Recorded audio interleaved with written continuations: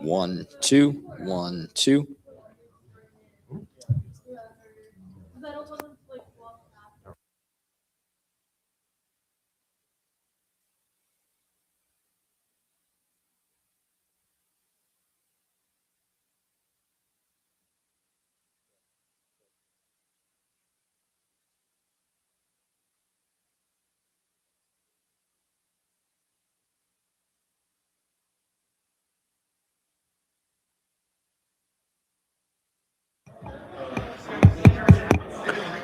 Check, check.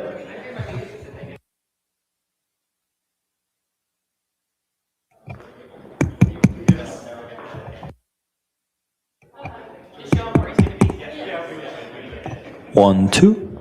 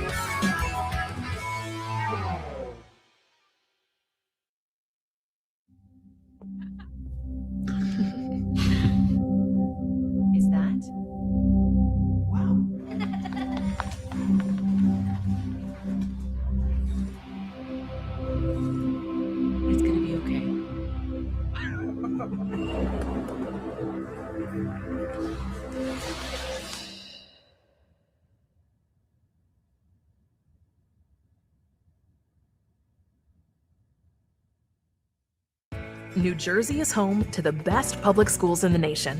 And that didn't happen by accident. It's the result of parents, educators, and communities working together year after year to give our students a world-class education, no matter the challenge. Because parents and educators know that with a shared commitment to our public schools, our children can learn, grow, and thrive. And together, we can keep New Jersey's public schools the best in the nation. Everything is getting more expensive. Rent, groceries, insurance.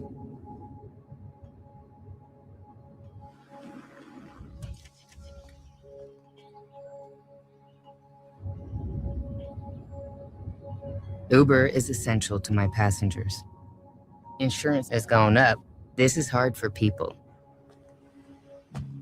Join our fight to protect your access to affordable rides.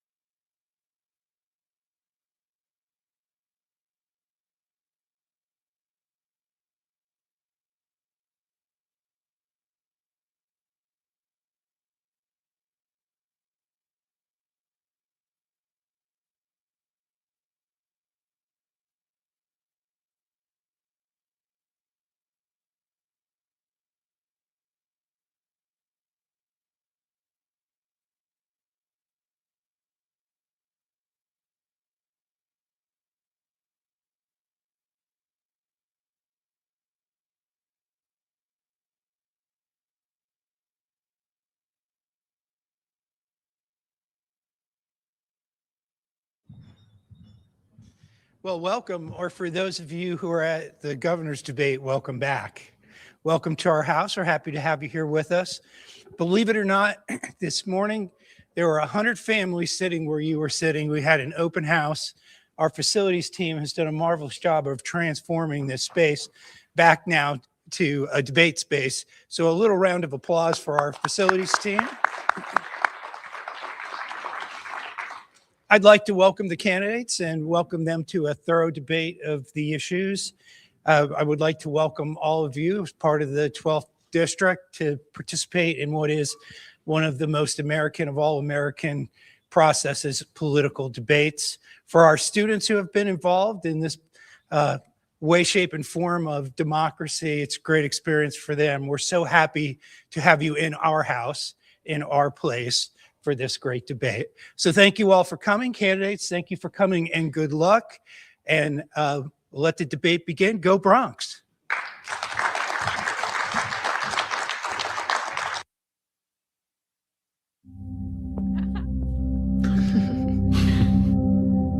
Is that? Wow.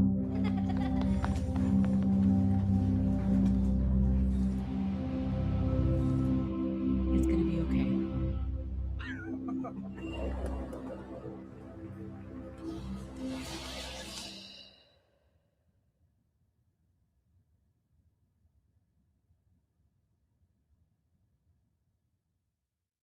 New Jersey is home to the best public schools in the nation.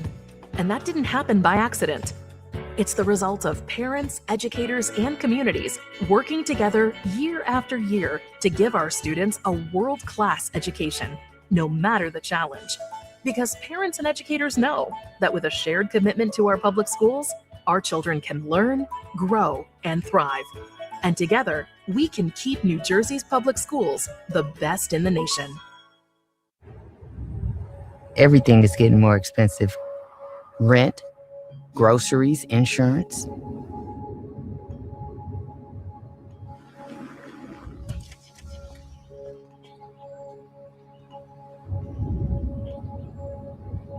Uber is essential to my passengers. Insurance has gone up. This is hard for people. Join our fight to protect your access to affordable rides.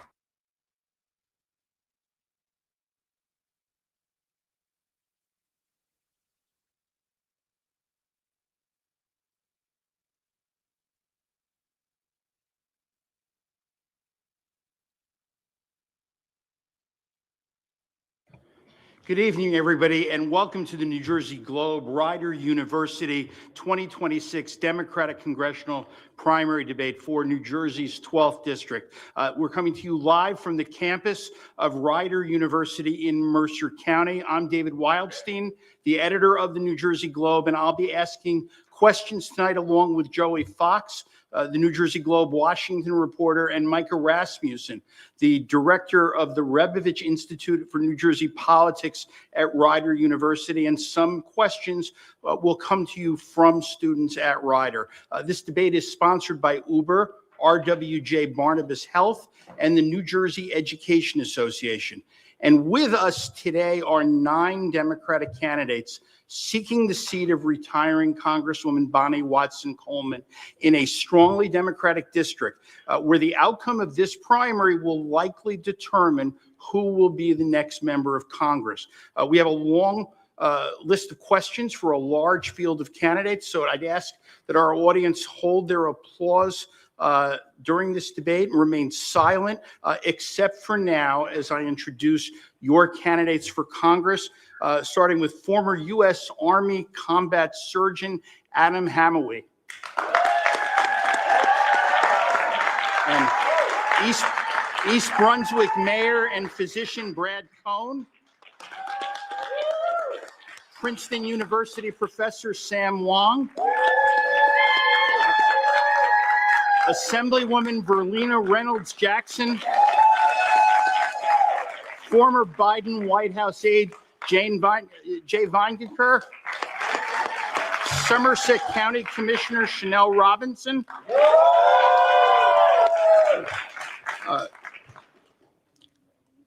Former New Jersey Working Families Director and Senator Andy Kim, State Director Sue Altman. Plainfield Mayor Adrian Mapp. And attorney and businessman Squire Servance.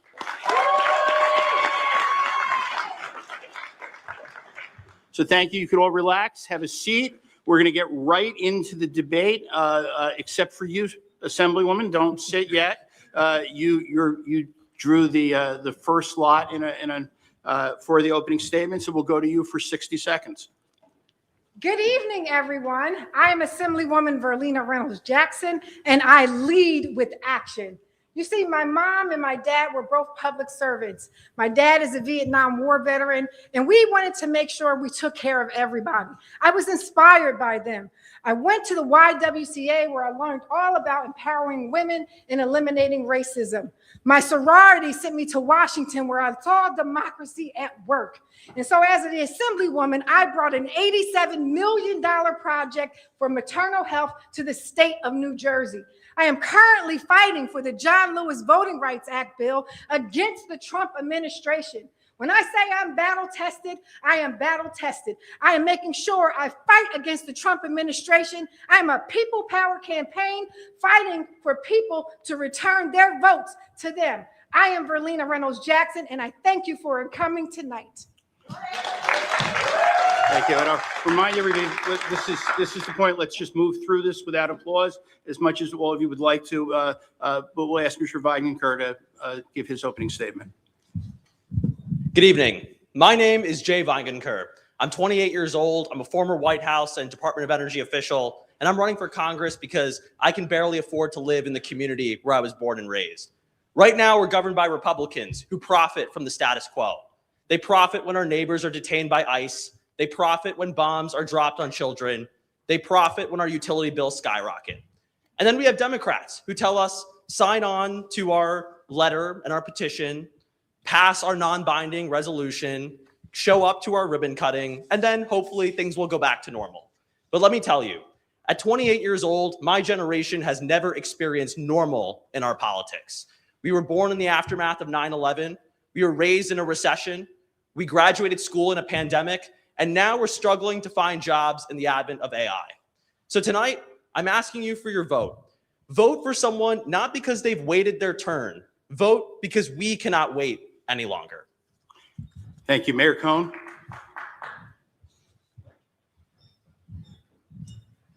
Well, thank you to the Globe and to Ryder. My name's Brad Cohen. I'm the mayor of the Township of East Brunswick and a practicing OBGYN physician. As an OBGYN, I could tell you that I've sat with women when they've made the hardest decisions. I've been there when they've had the ability to deliver a miracle in front of me every day. I've also sat on the phone for hours with insurance companies fighting for the ability for women to have those rights.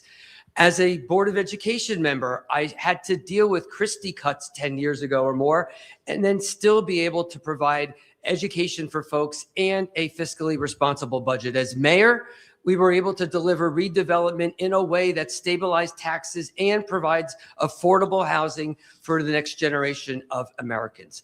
We do not have Democrats that are fighting with the seriousness that this moment deserves. We're Americans. This is the land of opportunity. And for too many people, that is whisking away, most importantly, the next generation. So we need somebody who can go to Washington, fight Trump, fight MAGA, and do it with the experience. I know that I'm that person because as a doctor and as a mayor, I've always done that. Thank you. Professor Wong. Hello, my name is Sam Wong. I'm a scientist, an educator, a father, a husband, and our family belongs to 3 dogs. I am here to run as a scientist to save science, health, and democracy. And I've worked in my research to build tools to help with early diagnosis of autism, which we hope will help millions of families. But I'm also practical. My laboratory, our research has raised $10 million in research that's led to dozens of jobs here in the Garden State. And we are, we're really proud to do that. Now, I want to say that before I ever became a scientist, I also have worked in Washington.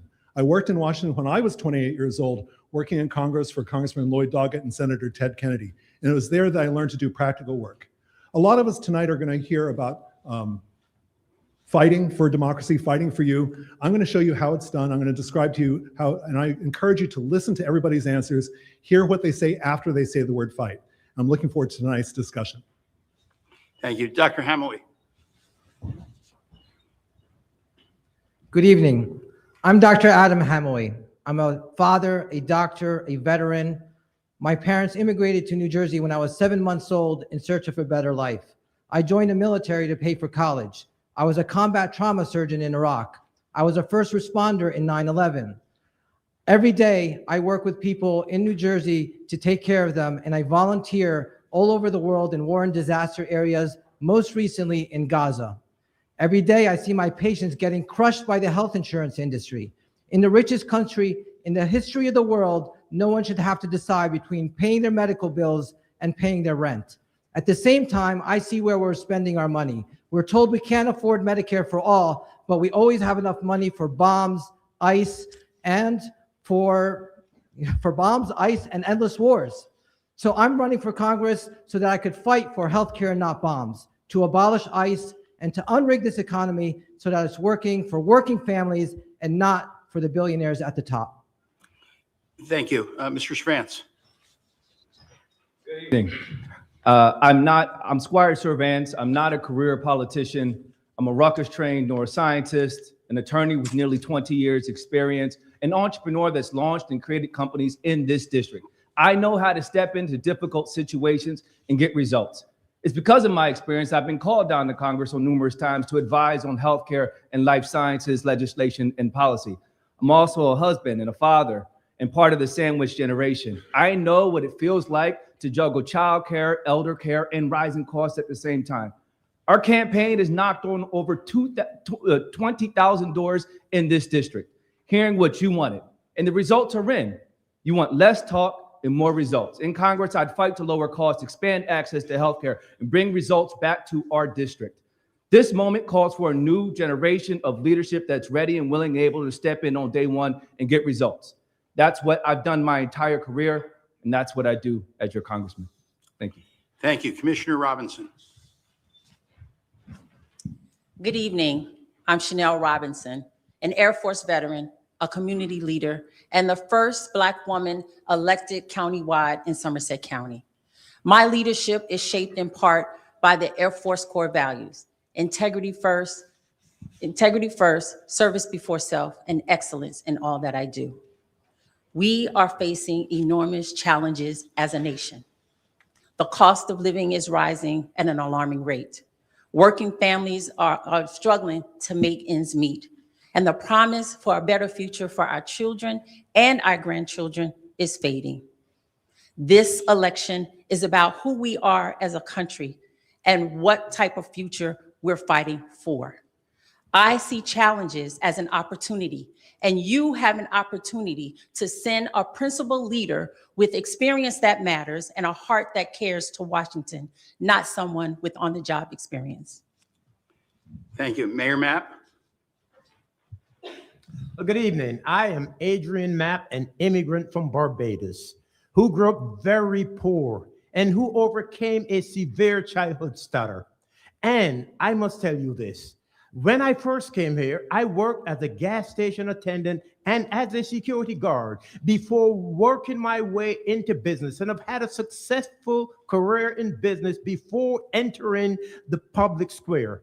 And I was elected to the Plainfield City Council. I was elected as a county commissioner. And now I am serving my 4th consecutive term as mayor of the city of Plainfield. I have a reputation for getting things done and for delivering results. So much so that I've earned the endorsement of Mayor Raz Baraka and of the Senate President Nick Scutari, as well as the statewide Firefighters Association. I have launched this campaign on 5 core pillars: affordable housing, healthcare, immigration, education, and reducing taxes for people across the district. And so I pledge to you, I'll be a fierce fighter for you in Washington. Thank you. And Ms. Altman. Hello, good evening. Thank you so much to Ryder and thank you to the Globe. It is wonderful to be here. I am Sue Altman and I have fought against powerful people my entire career. As a former teacher, I stood up to Chris Christie when he was cutting our public education budgets. As the state director of New Jersey Working Families, I stood up to crooked insurance brokers to make sure that they weren't taking our taxpayer dollars and using them to line their pockets. And the last time I ran, Elon Musk spent over $1 million against me. Powerful people do not want me in Congress, and powerful people do not want to hear the voice of us. We have to deliver for people. When I was Senator Andy Kim's state director, I saw firsthand the chaos and the cruelty of the Trump administration, and it inspired me to jump in and make sure that we deliver for people. That means abolishing ICE, that means passing Medicare for all, and it means holding Trump and his billionaire friends accountable, and I will bring this energy to Washington. Thank you. Thank you. And we're going to go to Micah Rasmussen for our first question. And this is a question for Mayor Mapp. We'll start with, should a new House majority impeach President Trump a third time if there are not 67 votes in the Senate to convict and remove him? I believe that given the behavior of President Trump, that a new Democratic majority in Congress should vote to impeach President Trump. He has done too much harm to the American people, and he has not demonstrated that he is capable of leading this nation. And Democrats have got to have the balls to make sure that they impeach President Trump. And I will vote when I get to Washington to impeach President Trump, regardless of whether or not we have the votes in the Senate. We have to work together. We have to lobby and advocate for senators to stand behind a majority of people in the House of Representatives who are Democrats and who want to do the right thing for the American people. And so, yes, we should impeach President Trump. His behavior is beyond the pale, and he's a threat to our democracy.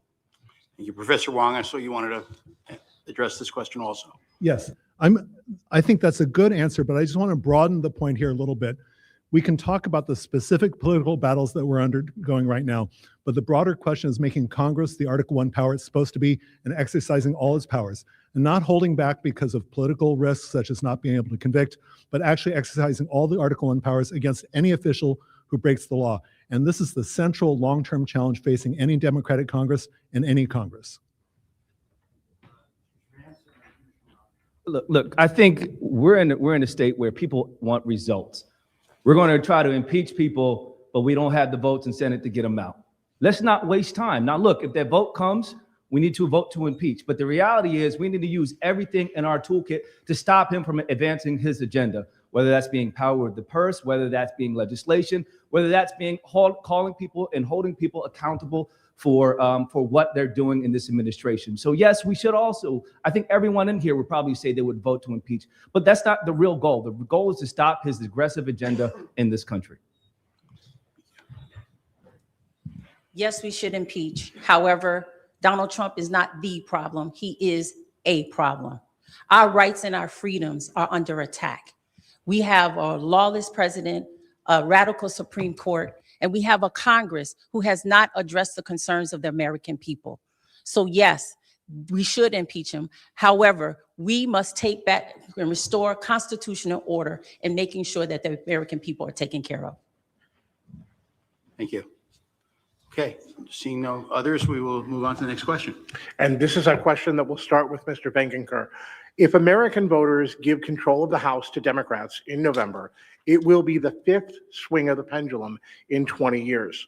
What must a new majority do to retain the majority for more than a Congress or two? And should Jeffries and Schumer remain as the Democratic leaders? Well, first of all, for Jeffries and Schumer, they need to earn our votes, just like all of us have to earn all of your votes tonight. When it comes to actually passing results, we have to get something done for the American people in that first term in Congress so that we can win the trust back of Democrats, Republicans, and people all around the country. That's why I've directly supported abolishing ICE, because when I was in the White House and the Department of Energy, we worked on the largest climate investment in U.S. history, $400 billion to lower utility bills. And in the so-called Big Beautiful Bill, Trump took that money, tore it apart, and sent it to ICE.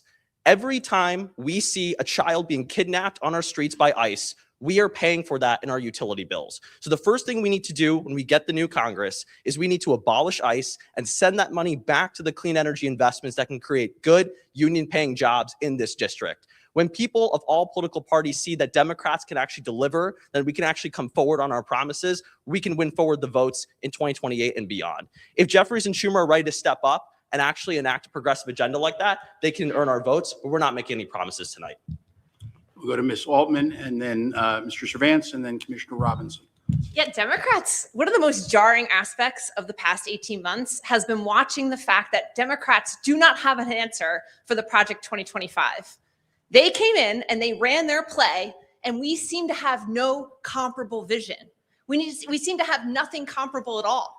And we have billionaires taking everything that isn't nailed down. We have a democracy that's in shambles.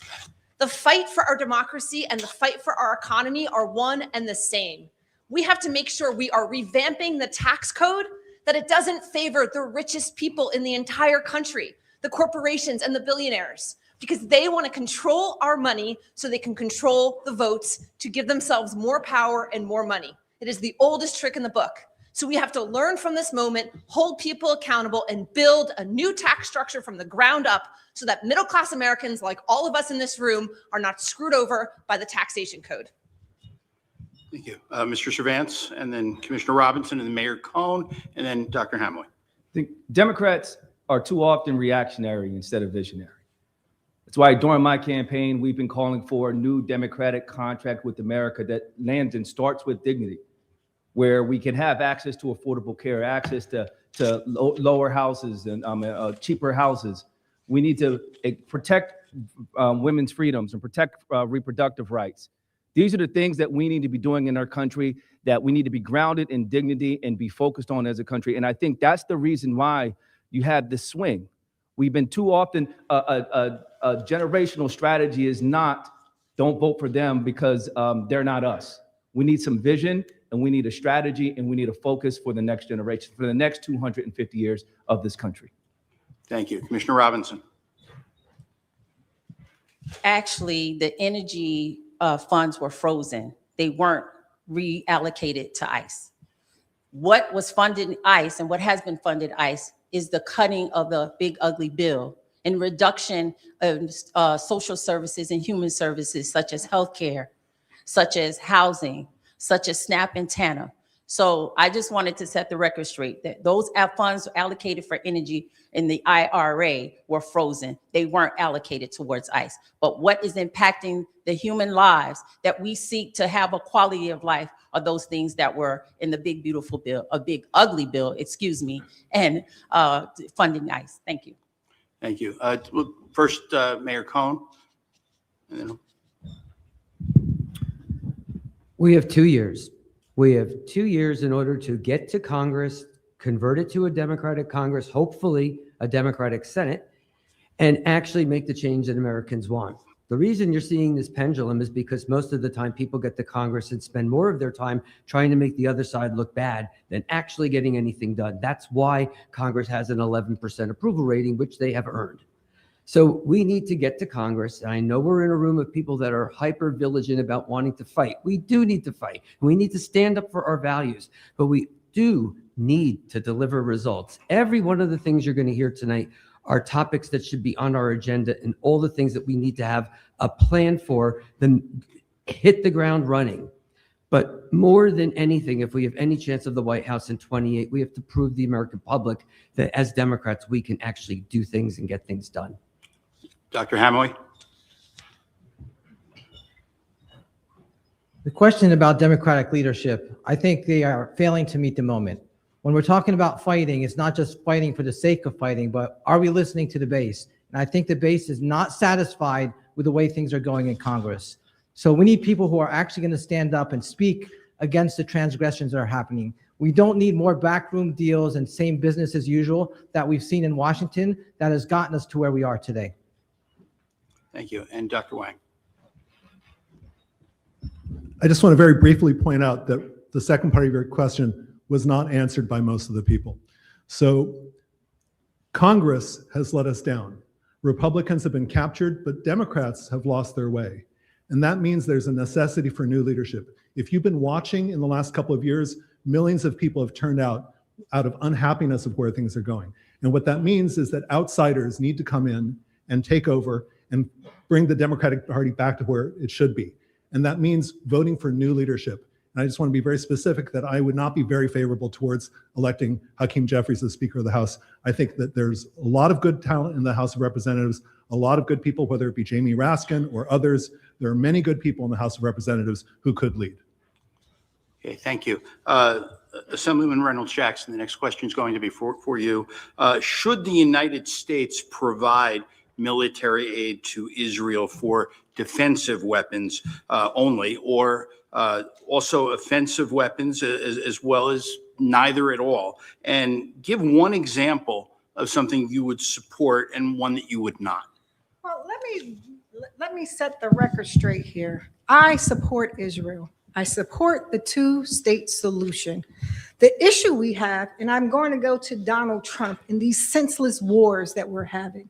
We are bombing innocent people. We spend so much money on military aid, not just in Israel, but other countries around the world. I think if we really want to look at this issue, we need to say, if we're going to stop there, we need to be able to look at other places as well that we are bombing. The war that we're going on right now in Iran is unauthorized by Congress. There is no end to when we're going to stop. And again, endless people, innocent lives are being lost. I don't want us to forget that we're in this war without congressional approval. This is unheard of. Congress needs to step up, put in its authority, and stop this senseless wars. I'm about peace. And I think these things that are happening may not be popular, but I refuse to continue to support Donald Trump and all of the things that he's doing in the countries around the world. So that's my bottom line where I stand on that. Thank you. I just want to remind all the candidates, Dr. Hamill, you can come up next. For all the candidates, you'll have 60 seconds. You're all welcome to answer these questions. So, Mr. Viner, you'll go after. We need to be consistent with our laws and how we treat all countries. And based on our laws, we should not be providing any weapons to any country that is not following the rules of international human rights, let alone committing atrocities and genocide. So I am against giving any kind of weapon to Israel or any other country that is not following these rules. Thank you. Mr. Valencourt, and then Mr. Cervantes, you'll go next. Or, I'm sorry, it was Mayor Mapp. I'm sorry. Go ahead. Okay, so I think it's really important that everyone be very clear about where they stand on this issue. You know, I was horrified by the October 7th attacks by Hamas, and I supported Israel's right to defend itself. But it's very clear the Netanyahu regime has gone too far and has been careless and oftentimes deliberate in the killing of innocent civilians. And that is why I have said it is time to restrict aid to the Netanyahu regime and directly sanction the genocidal ministers that continue to keep us in this crisis. You know where I stand. You don't know where a lot of folks on this stage continue to stand.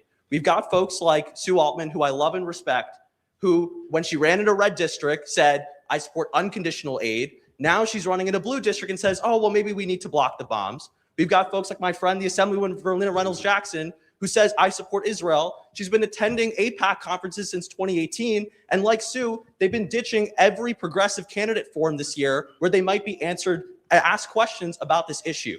Then we've got Mayor Brad Cohen, who openly describes himself as a card-carrying member of AIPAC.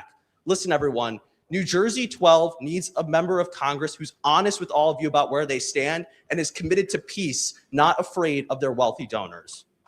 Thank you. And since we got since there was a direct response, I'm going to take everybody whose name was mentioned. We'll start with Ms. Altman, Yes, and then we'll thank go you. to the Assemblywoman, and then to Mayor Cohen. So I'm the only candidate in this race that AIPAC has actually endorsed against. When I ran against Tom Kean Jr., AIPAC endorsed Tom Kean Jr. I believe that Israel should exist, that Netanyahu is a war criminal. I believe that we should not be sending our taxpayer money to Israel to kill civilians. But I also think the Iron Dome should exist. Israel is a prosperous country, however, and it doesn't need our money to support the Iron Dome. It can pay for it on its own. The atrocities in Gaza have been heartbreaking and awful. The war has extended to Lebanon, and it's really hard to watch the carnage and destruction there as well. Hamas, Hezbollah, the Houthis, these are terrorist organizations, and Israel should be allowed to defend itself against those organizations.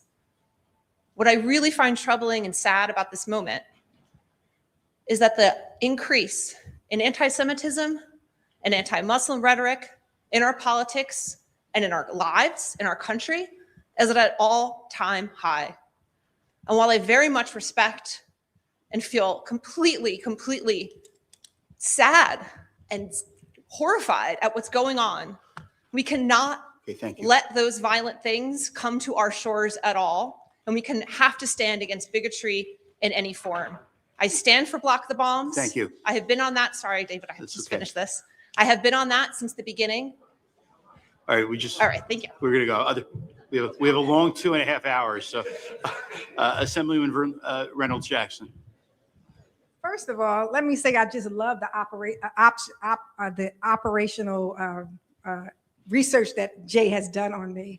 But if you think about it, in 2018, the world was a different place. And what I learned when I went to Israel is that it is a beautiful country. I also went to the Muslim side, and that is a beautiful side as well. The kibbutz that I went to go see in 2018 is no longer in existence. And I think when we talk about protecting the right for Israel to defend itself, when we talk about the innocent lives that has been lost, I am not afraid to say that I am pro-Israel and I am pro-Muslim. These are people that deserve to live in peace. I'm a Black woman living in America. I come from an oppressed place. I fight for oppressed people every single day. I will continue to fight for both at the same time. And no one is going to tell me that I can't do that, because that's what I believe in. Thank you. We're going to Mayor Cohn, and then Mayor Mapp and Professor Wong. I believe very strongly in Israel's rights to exist, and not only exist, but to thrive in the Middle East along with its neighbors. Everybody in that region of the world deserves to live in peace. That isn't always so easy. U.S. has always been an ally of Israel, and we have allies throughout the world that we support with military aid. That aid should not only be for defense, which Israel uses to defend its citizens, 20% of which are Muslim. It also must be able to fight back when attacked, just like we do for every other U.S. ally that we have around the world. We also have a country that's a democracy, fighting against people around it whose leaders in most of these terrorist countries wake up every single day screaming death to America. If you want a country that looks like the United States, it would be Israel. You don't need to agree with its leaders. I don't agree with its leaders. I don't agree with Netanyahu. I can sure as hell tell you I don't agree with Donald Trump. Okay, but I'm Mayor. still an American, and I still support my country. We're gonna move this on, and just remind candidates if they, there's a time clock on the side, and Sorry. that's okay. We're good. Mayor Mapp, you're up next, and then Professor Wang. It is my firm belief that any aid to Israel should be conditioned on our humanity. I believe that Israel is a very important ally of the United States, and any nation should have the right to defend itself against acts of terrorism. I believe that Israel should exist within secure borders and shall continue to be a very important ally and partner of the United States. On the other hand, I do believe that the Palestinian people have a right to exist and a right to defend itself within secure borders. And so we must make sure that we negotiate a peace agreement that will bring the Palestinians and the Israelis together, existing in borders of their own, Palestinian people having their own autonomy within secure borders, while Israel continue to exist within secure borders. I believe that this is possible, and we must work towards a two-state solution. Thank you. And Professor Wong. Israelis and Palestinians both deserve to live in peace and live their own lives. I think I want to step back a little bit and talk about what's going on here. This is an issue that's deeply divided the Democratic Party. It's an issue in which there's massive change that we never would have thought would have existed a few years ago. I think it's going to be easier to navigate this if we remember our values as citizens, as Americans, and including us all on the stage as Democrats. We should have values that are based on respecting human rights, both here and abroad. We are not respecting those human rights here and also not abroad. And if we start thinking about that, it'll help us guide our thinking about ICE. It'll help our thinking about how we deal with our fellow immigrants. And it will also help us think about how we fact find and find our way forward in regard to the problems in Israel. Now, I just want to say I have a few seconds left that I hope that we can have a civil discussion about this. I've seen some things that disturb me. I've seen that Drs. Cohen and Homowy accused of things that I wouldn't expect. I've heard that Homowy has been accused of cheering on the deaths of Israeli children. And I think that's inappropriate. I think we need to have a civilized discussion in which we understand that this is a strongly emotional issue. Thank you. We'll do a follow-up question on this issue, and this will start with Ms. Altman. Do you support a single human rights standard for all U.S. allies, not just Israel, but also places like Saudi Arabia or Turkey or other nations? And would you enforce it by restricting military aid and security protections if those standards are violated? Yeah, I think it's a great question, and I actually love the expansive nature of it. We should have a standard human rights standard that all of our allies are equally held accountable to. And I would like to see that implemented, and I see no reason why it shouldn't be.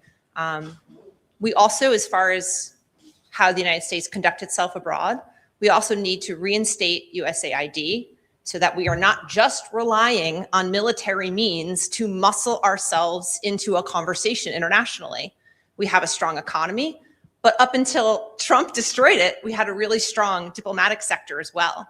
And so I'd like to see us move towards diplomacy and nuance and conversation and aid and exercising that soft power rather than just waiting until things are a disaster and then always using our military as a first course of action. Thank you. Dr. Hamowy.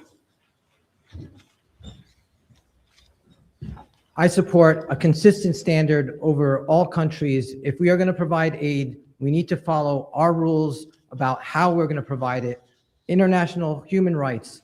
When we're talking about defense, okay, this isn't about defense. Every country has a right to defend itself. But what we have from the International Criminal Court, what we have from Human Rights Watch, from Amnesty International, and what I have seen and experienced with my own eyes isn't self-defense. It's a country that is committing genocide and continues to bomb innocent people every day. We need to hold our standards to every country. It's Israel, it's the UAE and what it's doing to Sudan. It doesn't matter where you are. We have to be able to project that we are fair and even, and Israel is not the exception. Thank you. Commissioner Robinson. As a veteran, I've seen firsthand the cost of going to war has cost the people of America.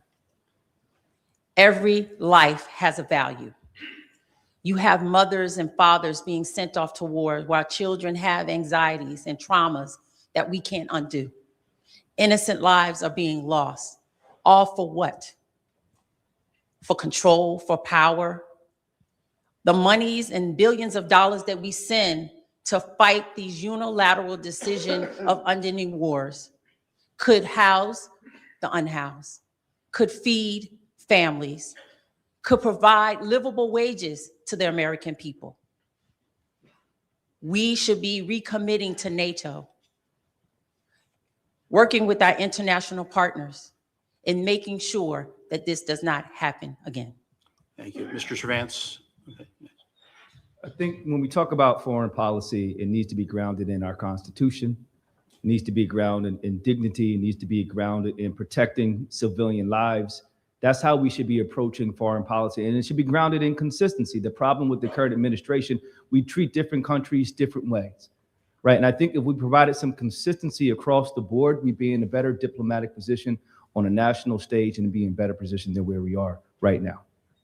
Thank you. Assemblywoman. Donald Trump is the problem here. He has said horrible things about other countries.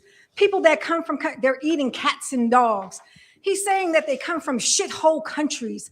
Donald Trump is the problem. What we're talking about here is getting to the deep roots of systematic racism and war. He's creating this chaos within us that's dividing us. This is the root cause that we're talking about here. Let me go to Washington to call out this appropriations that are spending money on wars. Let's check Donald Trump.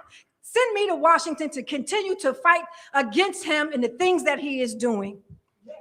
Mr. Vanyaker. So let's be clear here. There already is a single military standard of how U.S. aid is treated. It's called the Leahy Laws. When countries that receive our aid violate international law, they're supposed to be sanctioned. They're supposed to be punished. And I think the best way to do that is by directly punishing the folks who make the decisions to drop those bombs, like Netanyahu, Ben-Gvir, the leadership of Saudi Arabia, the UAE. And we actually have precedent for this. This has happened before. In 2019, when the U.S. was giving offensive aid to Saudi Arabia for its war against the Houthi rebels in Yemen, they went too far. They started committing what many consider to be a genocide in Yemen. And Republicans and Democrats got together and they enforced American laws and they restricted the types of weapons that we sent to Saudi Arabia. The reason why we selectively enforce our laws is because members of Congress are afraid of dark money being spent against them by crossing AIPAC and other dark money groups. Let's just be very clear about this. The reason why we were able to hold Saudi Arabia accountable, but we couldn't hold Netanyahu or Ben-Gvir accountable, is because too many Democrats in Congress, and of course Republicans, are scared of AIPAC. And we need everyone on the stage to reject their money. And if they don't, you know where they stand. Thank you. Our next question is going to come from Leonel Rivera Rodriguez, a student here at Rider University.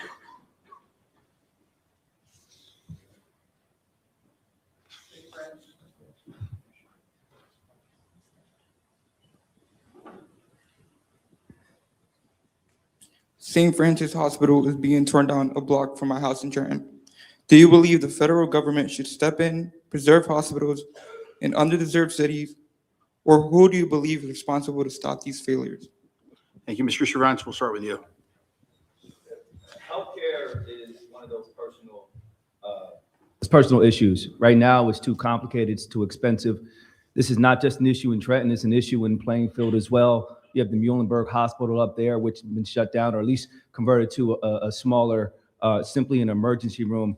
I think we need to be fighting for, as a matter of fact, my wife's family lives on Rutherford Avenue, and Capital Health System did the same thing in Trenton. These are things we need to be addressing. And I absolutely, yes, we should be bringing federal dollars to make sure that communities like Trenton, communities like Plainfield have hospital systems where they can serve and serve the community in this district.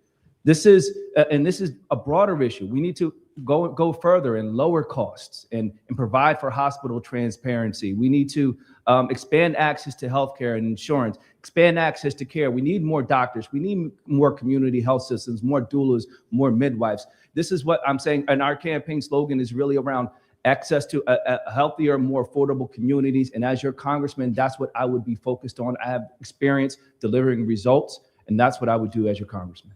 Thank you. Ms. Altman? So I was in Senator Kim's office during the Doge era, and all of a sudden we got calls in from healthcare providers all over the state, but particularly ones in low-income areas, because they knew that the cuts to Medicaid and Medicare were going to destroy their hospitals. And so I'm super sorry. I don't know where the student is that this is happening in Trenton, and I'm not surprised, but it is a downstream effect of the disastrous policies the Trump administration have wrought upon this country. And they will keep happening, and the gap will keep widening. You know where we didn't get calls from? We didn't get calls from places in the wealthiest parts of our state because they didn't have to worry about those reimbursement rates going down. We have to pass Medicare for all. We are in the richest country in the world. We have the most highly educated population in the world. Our people work hard. Every single human deserves medical care. So when I'm in Congress, I will work hard to pass Medicare for all, because it is long past time that we solve this problem in this country. Thank you. Dr. Cohn, did you want to go? Okay, and Dr. Hamill, after you. I think a lot of folks don't recognize that in our state, the last maternity hospital in Cape May County closed several years ago. So it's not just urban communities, it's healthcare in general that's being retracted. Costs are so astronomically high that it is on a tailspin. State health benefits went up by almost 30%. The issue in poorer communities is that they have no other options. They can't, in many instances, have transportation to get them to go somewhere else. So these health disparities continue to get worse. In the richest country in the world, where we have outcomes for a system that is far more expensive than anyone else in the world, and our outcomes are worse. We desperately need a universal healthcare system that provides access to everybody, that's affordable and complete with coverage, and doesn't make distinctions based on your zip code. Thank you. Dr. Hammerly? I agree with all my colleagues. We need a universal healthcare system. It's long past due. What we have is Trenton used to have 3 hospitals, now it's down to 1. But the question is always, why aren't we doing it? We have the monopolization of hospitals now. They're getting together because they're all for profit. And everyone says, how are we going to pay for this? We're spending $1 trillion on the Department of War, and Trump wants to make it at $1.5 trillion. We're spending over $1 billion on this war that started that no one needed, and we've spent over $100 billion there so far since it started. This is where we get the money. We need to cut the money that we're spending on bombs and on war and put it into our communities that desperately need it, and we need to put it into healthcare. We need to put it into building hospitals, paying for the needs of the people, building infrastructure, education. This is what we need to do. And yes, Medicare for all is possible, and we can afford it. Thank you. Assemblywoman Reynolds-Jackson. Thank you for that question. It's one of the things that I've been fighting with for a very long time. The closure of the hospital is definitely related to Medicaid, Medicare, and charity care. But let's pull the onion back on it. The reimbursement rates are still extremely low. So they're not able to pay the bills to keep the hospital open.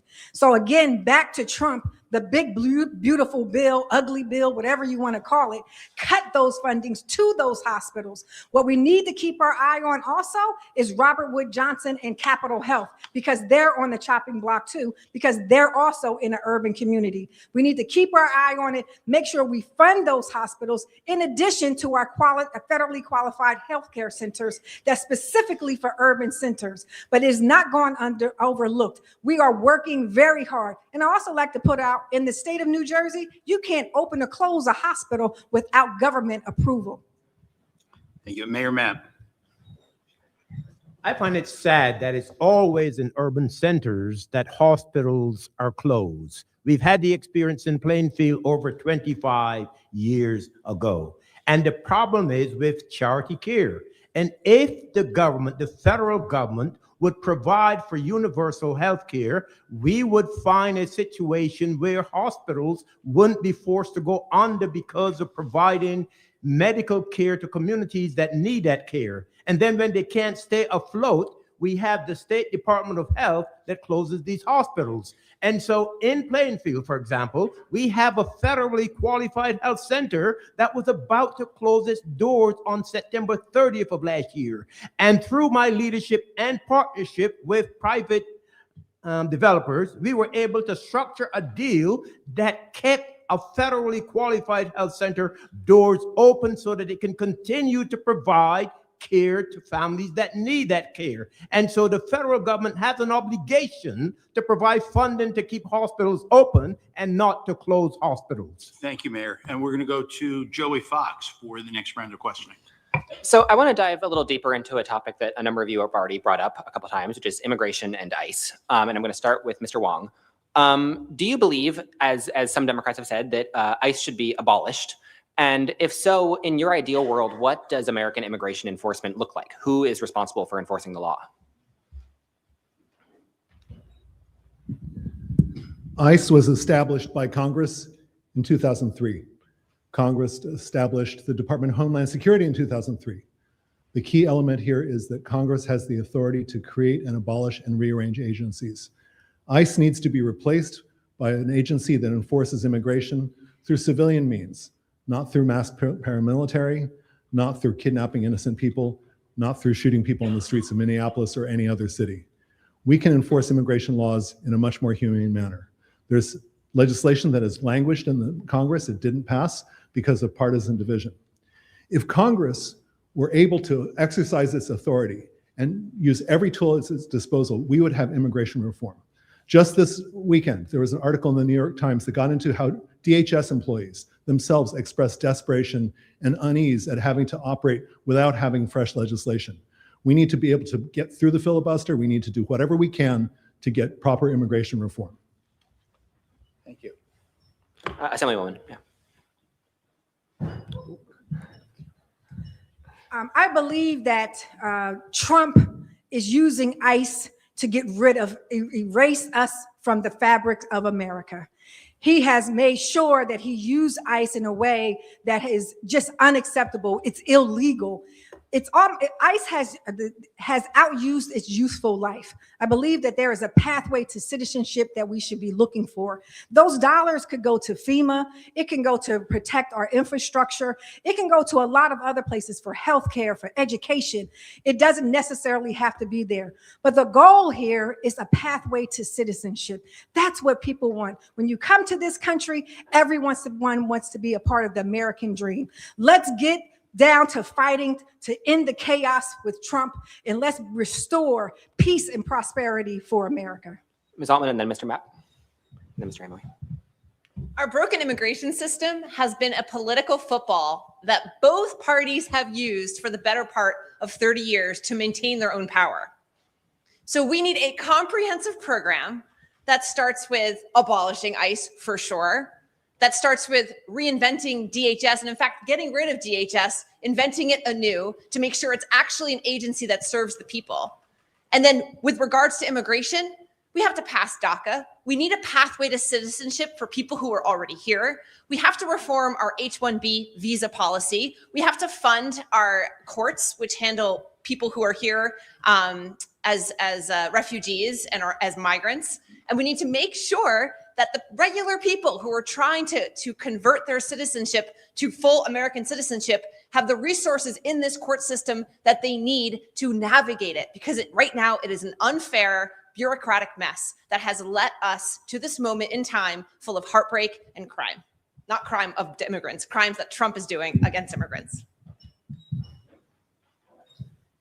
Everyone up here will probably tell you that ICE should be abolished because they think that's what you want to hear. The fact of the matter is, we need an agency in order to defend our borders and to carry out our immigration laws. And these are the same ones that were calling for the defunding of the police. That's not the solution. What we need to do is to reform ICE. You don't throw out the baby with the bathwater, you change the bathwater. The problem is not in ICE or XYZ. If you create a new agency and you leave the same people and policies in place, you're going to get the same results. The solution is to reform ICE, change the policies and procedures, and change the people that were put in place to carry out those draconian policies. That's what we need to do. Reform ICE, change the policies, and change those that were put in place to carry out those policies. Mr. Vagenker, Mr. Hamway, and then we're going to move on. So these kinds of half measures, when people try to argue against abolishing ICE, this is why Democrats lose elections. You've seen some nonsense this year from let's put QR codes on all the ICE agents and let's give them body cams while they shoot people in the streets. This is a bunch of nonsense. ICE was created in 2003 as an overreaction to 9/11, and it has not kept us safe. It is funded by the same military-industrial complex that funds too many corrupt politicians in Washington, D.C., and it needs to be abolished. I've often said, I'm the youngest person on this stage, and even I am older than ICE. We were able to enforce our immigration laws before 2003, and we can rely on local law enforcement to go after violent criminals in our communities. And the real issue that we have to get to is actually funding our legal immigration system. Republicans have deliberately defunded the system to keep Democrats divided on what we actually need to do with ICE while we overwhelm our immigration judges, while people languish applying for asylum, while people wait in really long lines for H-1B visas. We have to actually fix this system by abolishing ICE and funding the legal immigration pathways. Half measures are no longer working. I was going to come and disagree with Mr. Mapp, so I agree with Jay, everything you said. There's no redeeming ICE. It has been set up, it's been targeting Black and brown communities, and we have to start anew. There was life before it, and we need to dismantle the DHS. There's no reason we have 20 organizations on there. We have ICE, we have FEMA, we have the TSA. When we have a problem with one, our whole system breaks down. Now that we were holding the funding on the DHS, if there's a storm, we can't respond to it. We cannot travel because we can't get to the airports and get through lines through 4 hours. So abolish ICE, rebuild the DSA so that it actually is consistent with what it's supposed to do. So I'll jump back in here, and this question will be directed at Ms. Robinson. If the Trump administration were to plan to build an immigrant detention center in the 12th district, as it has in other parts of New Jersey, like Roxbury, like Newark, first of all, would you oppose it? But second of all, maybe more importantly, what specific steps would you take to fight against that facility and the Trump administration's plans? Thanks for the question. It's a complex issue and competes with other priorities. However, I would be against and opposing them coming into our communities with the detention center. I have already taken action with my Somerset County Board of Commissioners to put forth a resolution in support of not allowing them in public spaces, and also not to come in to buy up our assets in order to put in a detention center. So we need policies around stopping the craziness that's going on. And Mr. Trump has got to go. Again, I said it before, he's not the problem, he is a problem, and his cronies are doing his bidding. So again, I would oppose a detention center. I've already put measures in place as Somerset County Commissioner, and I will continue to fight at the top. Thank you. Ms. Altman? I love this question because it's about organizing. All right, we got something coming to our district. What are we going to do? First of all, I'm going to call the governor. I'm going to call our commissioners. I'm going to call our mayors, and we're going to gather around, and we're going to use New Jersey's famous home rule bureaucracy against the federal government. And we're going to make sure that we have every ounce of bureaucratic energy used to push these guys out. And then I would tap into our incredible immigration organizing groups here in the state. We have Make the Road, we have the Alliance for Immigrant Justice, we have labor unions like 32BJ who are really always show up for organizing on immigrant issues, and we'd rally people to show up. The situation in Roxbury was an incredible accomplishment, fighting it by people in the district and around the state. And so I would marshal all of our resources together to make sure that we as New Jersey kept that thing out. If anyone else wish to weigh in? Mr. Wong? Being reactive against power is a good first step. It's a good step when you're in the minority. What are we going to do when we're in the majority? Rebuilding our nation and rebuilding our republic is not just stopping the damage and not just stopping things like ICE detention centers. We need a long-term plan to make sure that acts like this never happen again. And that means a second part of this, which is doing something in the long term. Now, the Trump administration is going to disobey court orders. They're going to keep on using money. Congress can take the next step, which is to zero out that money. But then there's a longer term step, which is have courts that are going to step in and do their job. And what we need is a Supreme Court that is going to not stand in the way of Congress exercising its power. And that requires long-term action. That requires taking a really good hard look at the size of the Supreme Court, the term of the Supreme Court, and the relationship of Congress to the executive branch and the judiciary. And that's a long-term solution to these ICE detention centers. Mr. Reynolds-Jackson, and then Mr. Spence. I'm already doing this type of work. Right now, we are fighting to close juvenile prisons in the state of New Jersey. We work with all of our partners. However, there are 6 more juvenile detention centers that are opening. So if we talk about not bringing an ICE center here, that means we have to work with our congressional partners and really bring the force in to say, no, not in our neighborhoods. No, we don't want this in our community. But it also requires the leadership to be able to deliver that. And that means that this fight is not just going to be a one-time fight. This is going to be an ongoing fight for every single year that this comes up. We're fighting now to close these prisons. But again, I'll tell you, we have 6 more coming, and we have control of all 3 branches.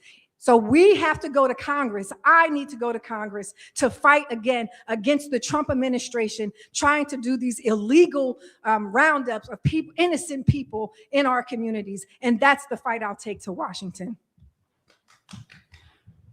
So to answer your specific question, I would absolutely fight to make sure that that detention center is not built here in this district. We need to use whatever tools in the toolkits we have. I think it seems like the current administration really understands litigation. So we need to go take it to the courts. We need to fight tooth and nail, do whatever we can and legally to make sure that those types of detention centers do not come to our district. We also need to organize. The power of the people is strong. We need to make sure that people rally and let our voices be heard in our community, that this will not be allowed in our district. And we need to rally the troops and do whatever we can as whoever gets elected in this office to fight so that those types of things do not get built in our communities. Okay, I think everyone else wants to speak, so I think, yes, Mr. Hamoui, Mr. Mapp, Mr. Vangenker, Mr. Cohen, and then we're going to end the immigration section.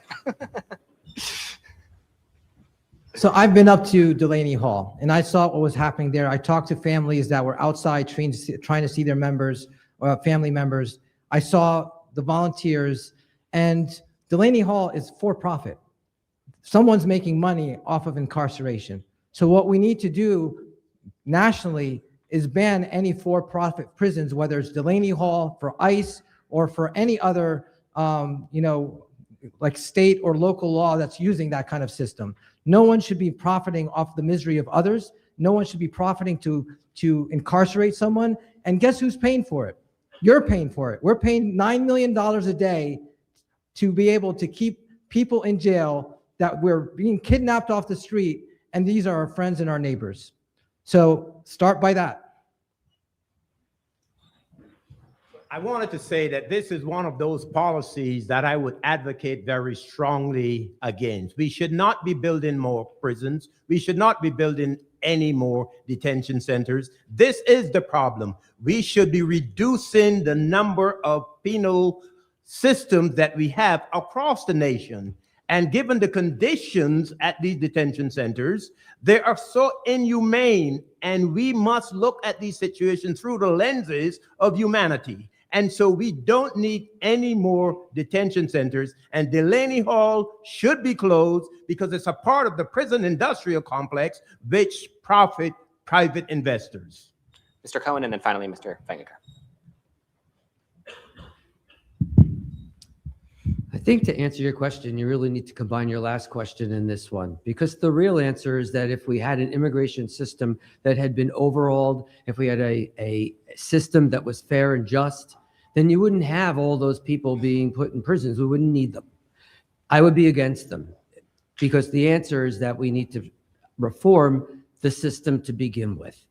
And we don't really even need to start from zero. I think most of you recall that before the election, we did have Democrats and Republicans had a bill that had a path to citizenship that they agreed on. It was Mr. Trump that wanted to be elected and didn't want Republicans to pass that bill, and then they capitulated to that. So we don't need to reinvent the stone. We need to work with what we have. We need to prove to the American public that Democrats and Republicans can actually make a difference. They've done it before, and do the right thing. I think there's something really important to remember about this Roxbury location. The location in Roxbury is a warehouse. It's not a prison, because ICE wants to treat prisoners like storage. And tonight we're here in Lawrence Township. Many of you here are local activists who have been fighting warehouse sprawl in West Windsor and Lawrence. And so part of fighting the growth of this prison industrial complex is fighting the corrupt real estate developers that have rammed down warehouse sprawl all over our community here in Mercer County and around this district. And so in order to fight the expansion of these ICE prisons, we need to elect members of Congress who are actually rooted in the community here in Central Jersey, who've been fighting these corrupt real estate agents and developers who've been forcing warehouse development in place of open space, because ICE is going to see these as an opportunity to actually cram prisoners. So in order to stop the expansion of these prisons, we also have to combat the real estate interests that have done warehouse sprawl all around Central Jersey.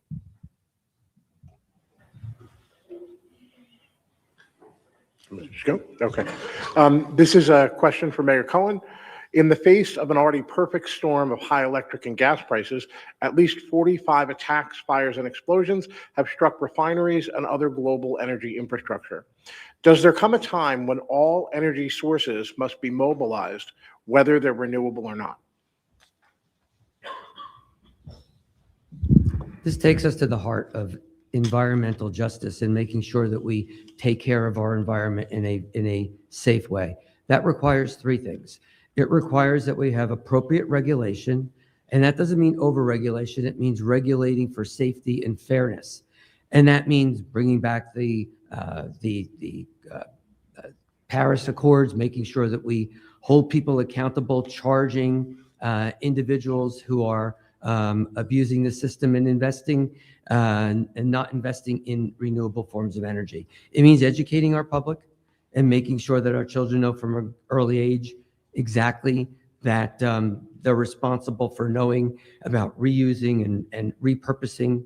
And finally, we need to work at innovation and making sure that we look at making sure that we continue to innovate in ways that provide a way in which we don't need to depend on energy in the form that is dirty and environmentally unsafe. Sue, yeah. So I lived in Camden for 7 years, and in the city, there was a source of energy that was trash incineration, which gave the suburbs clean energy and meant that the people in Camden inhaled trash particulates in their lungs, which led to higher cancer rates and higher asthma rates.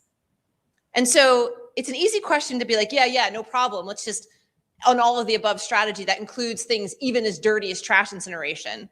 But it's very important to remember that the downstream effects will fall on communities of color and our poorest communities when we include an all of the above energy source. So I want to be mindful of that and proceed very much with caution. Mayor Mapp? Our utility bills are too high. We need to invest in renewable energy sources. We need to reduce our carbon footprint. We need to get rid of the greenhouse gases and reduce our reliance on fossil fuels. And we have to do that so that we could begin to explore other renewable energy sources, such as wind, such as solar, such as harnessing the energy from the ocean waves. There are so many ways that we could focus on bringing down the cost of our utility bills. Data centers consume so much energy and push up the cost of our utility bills. The average data center result in utility bills being increased anywhere from 19 to 39%. And we have to put guardrails around data centers. We have to do everything we can to invest in renewable green energy sources. Dr. Hamway. This is a question about infrastructure, and it's a question about energy. So we have a crumbling infrastructure that's falling apart, and we have an increasing energy requirements. So it's about time that we pass the Green New Deal. We need to move away from fossil fuels, go to renewable energy, and have a just transition so that we're creating jobs, reducing energy prices, and then we have to make the polluters pay so that we could rebuild this infrastructure as well. It's a problem that needs to be addressed as a whole and not one thing at a time. Mr. Vankenker. So I was a former climate official at the U.S. Department of Energy, and I worked on multiple energy shortage and disaster relief efforts around the country, including in Ukraine and around the world.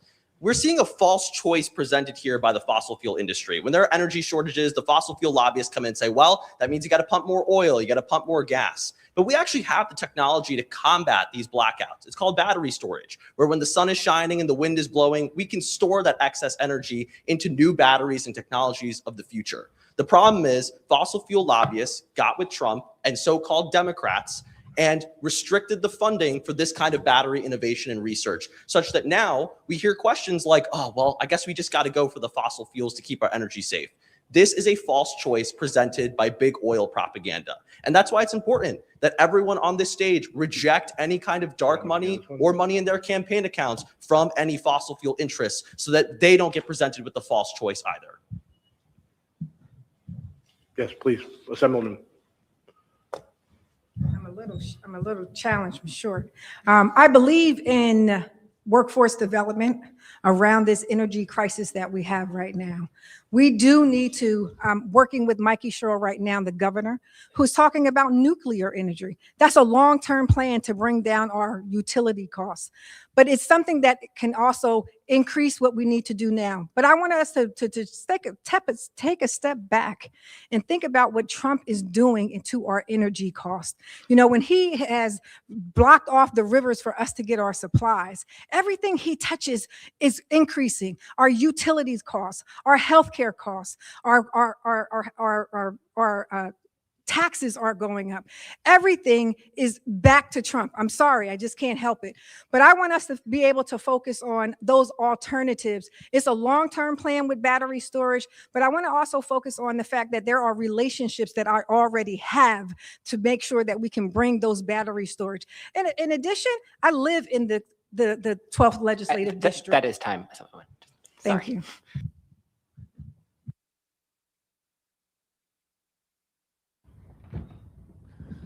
These are excellent priorities, and if our long goal is to replace polluting and greenhouse gas emitting technologies with technologies that are clean, we need a specific strategy for doing this. As we are here on the stage, over the last couple of years, thousands of PhD scientists have been fired from the federal government. Research into clean energy has been choked off, and the Supreme Court has blocked the EPA's ability to classify carbon dioxide as a greenhouse gas. If we're going to execute on these excellent ideas, we need fundamental reforms that are going to restore America's ability to work scientifically, and we need a mechanism for Congress to exercise the will of the people. And if we can do that, it comes back to Congress exercising its will, including finding a way to have a Supreme Court that is somewhat in line with the views of the American people. And these are ways to bring us forward on solar, on nuclear, on wind, and other renewables. Thank you. Commissioner Robinson. We talk about fossil fuels, we talk about data centers. As an IT executive, I sat in those rooms where decisions were made. And while I understand the business case for data centers, we must think about the working families and the working community. We are destroying those who are most vulnerable. Healthcare crises are going up. So while their health is at risk, what are we doing to help them on the other side? 6 in one, half a dozen in the other. I understand the cost. I understand the decisions, and I have the IT acumen to sit in the rooms as they're rapidly charging and rapidly fasting and firing up and standing up these data centers. However, we must continue to fight. And you have someone that will take it all the way to Washington that understands that they cannot self-regulate when profits are on the line and can keep up with them and put policies in place to stop it. And Mr. Cervantes. This is personal to me. I stay up at night worrying about things that are happening today, but I also have my 6-year-old and 7-year-old here tonight. I worry about them for the future. Right? That's what we need to be preserving our environment for. We do need to transition to green technology. We should be looking into things like nuclear energy and solar power. That's what we should be doing as a country and as a community here in the district. And we also need to be doubling down on climate change, infrastructure, and resiliency in our community. I know if I'm out of time, but thank you. That's what my approach would be to addressing this crisis that we're having in this district. Thank you. I know this is a long debate, 2.5 hours. I want to show the proper respect for those in the room that are 55 and older. So we are going to take a 5-minute break. We're going to take a 5-minute break, and it's a real 5 minutes, and we'll resume then. So thank you, everybody.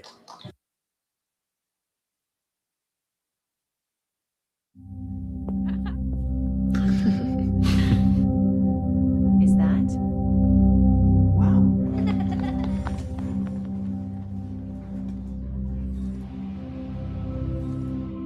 It's going to be okay.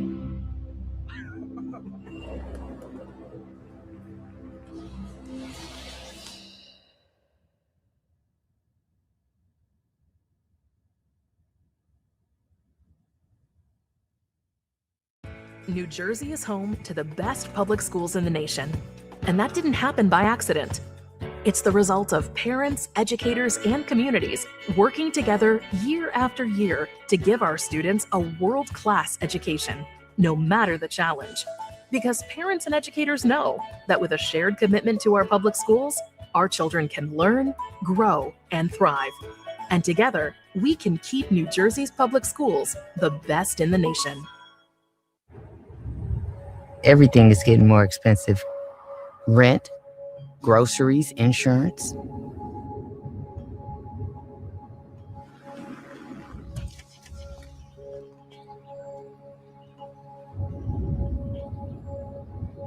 Uber is essential to my passengers. Insurance has gone up. This is hard for people.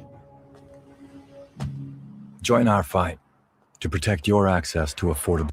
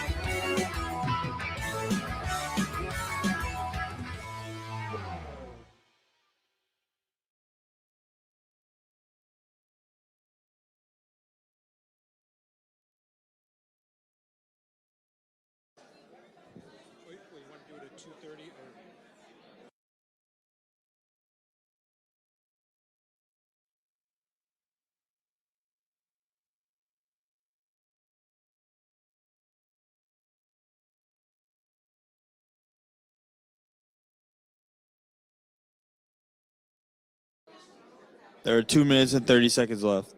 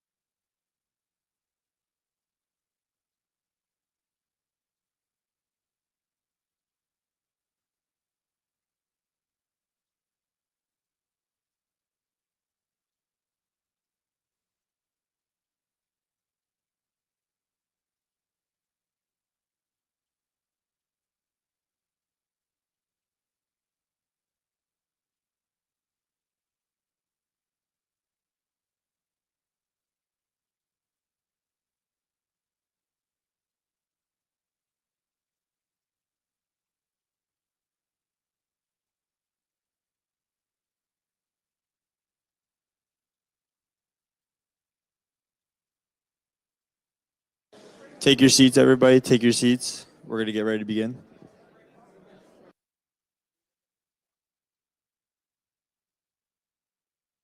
Please take your seats, everybody. We're going to get started.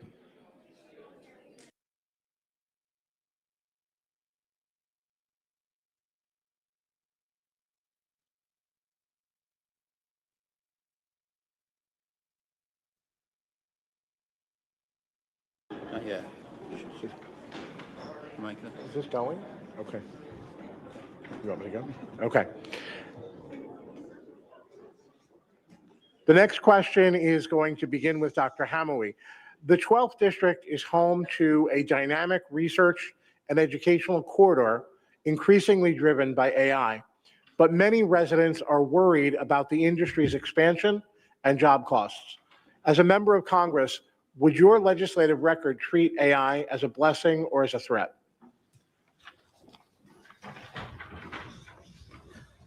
AI has exploded onto the scene over the last 3 or 4 years, and there's clearly a lot of good uses that we could benefit from in medicine, in technology, in jobs, but we are also have a lot of bad things that are happening. What's it doing to our children, our education? What jobs are we losing this way? What are we doing to our environment and climate?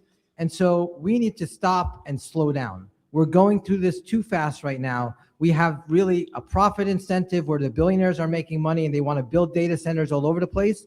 And what we need is a moratorium so that we could see the pros and cons and proceed so that it could benefit society instead of harm it. Commissioner Robinson. It would be a threat. However, that's without guardrails. So my administration or my term as Congresswoman, we would be making sure that we had guardrails and to safeguard the working families and those who need jobs and continue to work. Also, for clarification on a previous question, I would not support Hakeem Jeffries or Schumer as the leaders, but I stood up to clarify. I did not stand up to answer the question. So for those that you were wondering. Additionally, Somerset County has been awarded in 2023 for its smart growth in the areas of land use, resiliency, and economic development. So we must continue making sure that we're protecting the working class and the working families and making sure that AI does not take them out. Mr. Cervantes. AI is going to transform how the world works. It's an industry that America needs to lead. America needs to set the standard in. I think, I am a job creator. I've created multiple companies in this district, creating jobs here in this community. We need to understand how this is going to play out. AI definitely is going to take away jobs, but it also is going to create jobs. And in that transition, we need to make sure that we're retraining, reskilling, educating our community, individuals in this community so that we can take advantage of these jobs for the future. We do need to make sure we have guardrails in place that protect against bias, that protect to make sure there's transparency and accountability for what we're doing. I don't think it's going to be a threat. I think it's something we need to lean into as a community. As someone that's launched and created jobs in this district, that's something that I think we need to make sure that we take advantage of for the future, and we make sure that those new jobs are created here and that makes us a healthier, more affordable community. Mr. Vangenkirk. This issue of AI is something that uniquely affects my generation. If any of you have recently been in school, you've been through the experience of figuring out how to use ChatGPT in your school to avoid compliance issues.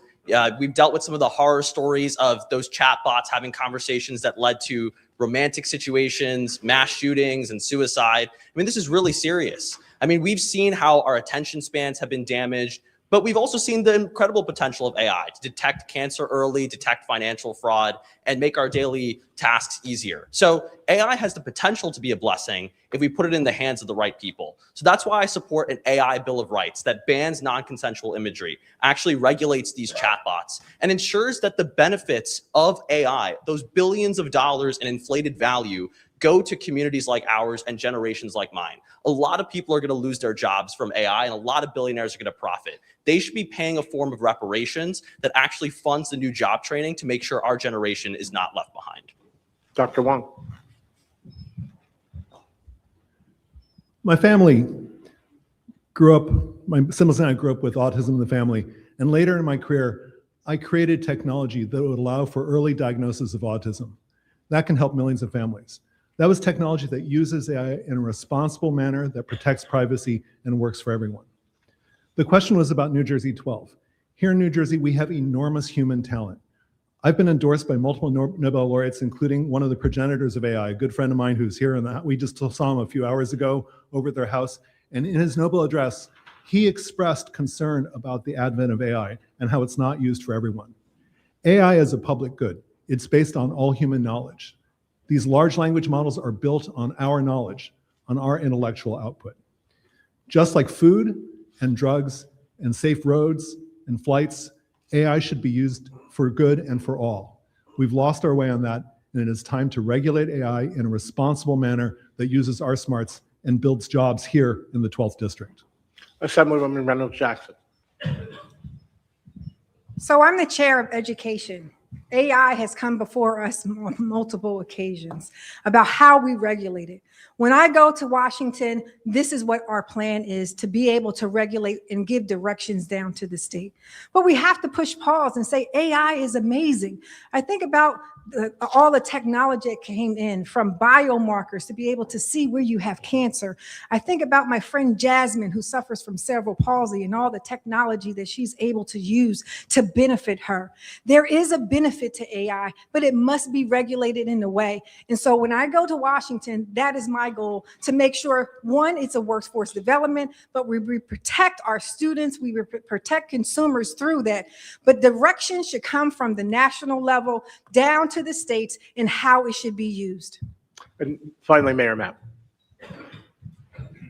AI is not the problem. The problem is how it is used. And like anything, if it's not used in the right way, and if there are not rules and regulations and guardrails around it, it can be a tool for bad. But by and large, the positives far outweigh the negatives. The issue with AI is what is driving AI, and that's the data centers. The data centers are oftentimes the problem, because it costs about 5 million gallons. It takes about 5 million gallons of water to cool a data center.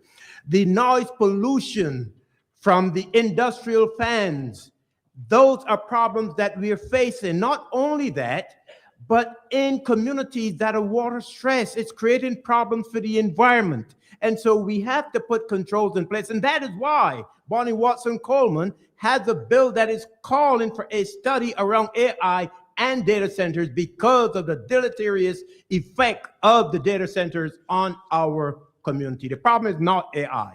Thank you. Our next question is going to go to Mr. Cervantes first.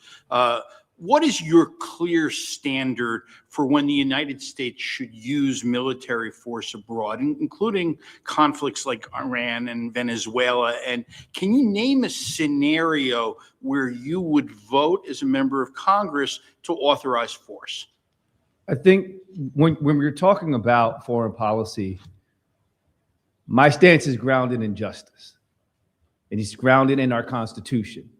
I think when we look at what happened with Iran, we have the president and administration that went in without full, clear diplomacy, someone that went in with the end goals, and the results continue to change, and one that didn't really have a clear avenue on what success would look like. Now, look, my mother was a Marine, so I understand what it means when you're sending people in harm's way. I think we need to be guided by that, guided by our Constitution, guided by protecting civilian lives. And that's how we should approach making those decisions to go to war. We can't go into Iran and other scenarios in other countries without having the Congress involved. Right? We're arguing over semantics currently, whether it's a war or it's an operation. It's a war. If people are dying, it's a war. So we need to do better, and that's how I would guide my decisions with respect to entering into a war. Thank you, Mr. Weidenkar, and then Ms. Altman. So I am just barely old enough to remember 9/11 and the impact it had here in central New Jersey. Some of my earliest memories were the cars in Princeton Junction that were abandoned from the commuters that never made it home, or the flight attendant from East Windsor who fought the hijackers on Flight 93. That was very personal to us, and I think everyone agrees that the US had the right to go to war to defend ourselves from an imminent threat. But we also realize the United States, under fear and under propaganda, invaded countries that had nothing to do with 9/11. And we watch as people fear-mongered with Islamophobia and anti-brown racism to drive us into countries that didn't actually present a clear and imminent threat. So if we were ever to go to war, we need to hold a very high standard that the people here in our nation are under threat of violence. And if we ever do go to war, it needs to be approved by an act of Congress. Right now, we are in an illegal and immoral war in Iran because Donald Trump is trying to distract us from his crimes in the Epstein files. That war needs to be defunded, and that money needs to be returned back home to funding our healthcare, our utility bills, and actually creating jobs here at home. If we are going to send our service members off to war and put their lives in harm's way, we better have a darn good reason. And it better be explicitly clear that our national security interests are at risk. We have funded, we have sent young men and women off to die for decades and decades of endless wars. Our defense budget is through the roof. So our country has to think hard about when to invoke war, and we need to make sure Congress exercises war powers and the control over those powers every single time this country goes to war. Dr. Hamway.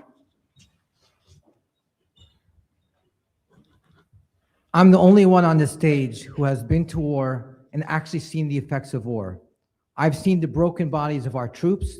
I've seen the broken bodies of children that had our bombs dropped on them. War powers should really be in the hands of Congress to give authority. We've started using the euphemism of a conflict because we don't want to say it for what it is. It's a war. And we need more members in Congress that understand the consequences, who have been to war and have sent their children to war before they, start making decisions on what to do. The only ones profiting from this are the war profiteers, the defense industry. It's not, these wars aren't making us any safer. Thank you. Commissioner. Correction. You are not the only one that has seen the impact of what war does to a family and to the American people. My sentiments are that we already have rules of engagement of when we go to war. However, we're not following them. We have a lawless president. We have a radical Supreme Court. And we have a Congress who has not restored the constitutional order and don't have a backbone to do it. We have failed the American people. There is nothing like seeing a family crushed because they get a call or they get a visit or a call from the Red Cross that something has happened to their loved one.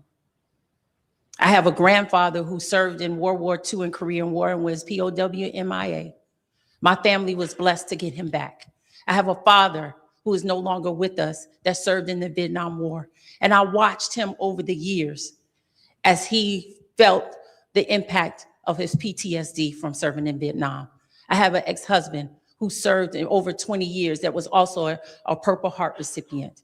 I understand and know exactly what is happening, and we should no longer allow it to happen. Thank you, Mayor. There's nothing in the last 60 years that would justify the United States going to war. Whether we're talking Vietnam, whether we're talking Iraq, it's all the same. The United States should not go to war unless the safety and security of this nation is under attack by another nation. And so when I go to Washington, I will not vote for the United States to go to war with anyone unless the safety and security of this nation is under attack. We haven't seen a good reason why we have gone to war in the last 50 or 60 years, and I don't see myself voting for the United States to go to war unless we are under attack from another nation.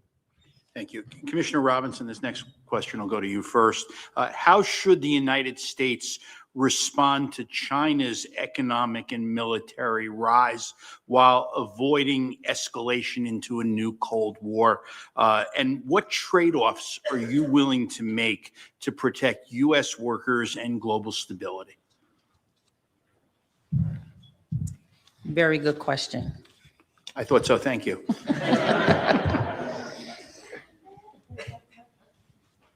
Foreign policy, when it comes to the wars and domestic violence and domestic wars, excuse me, is wrapped around diplomacy. Diplomacy is not a weakness.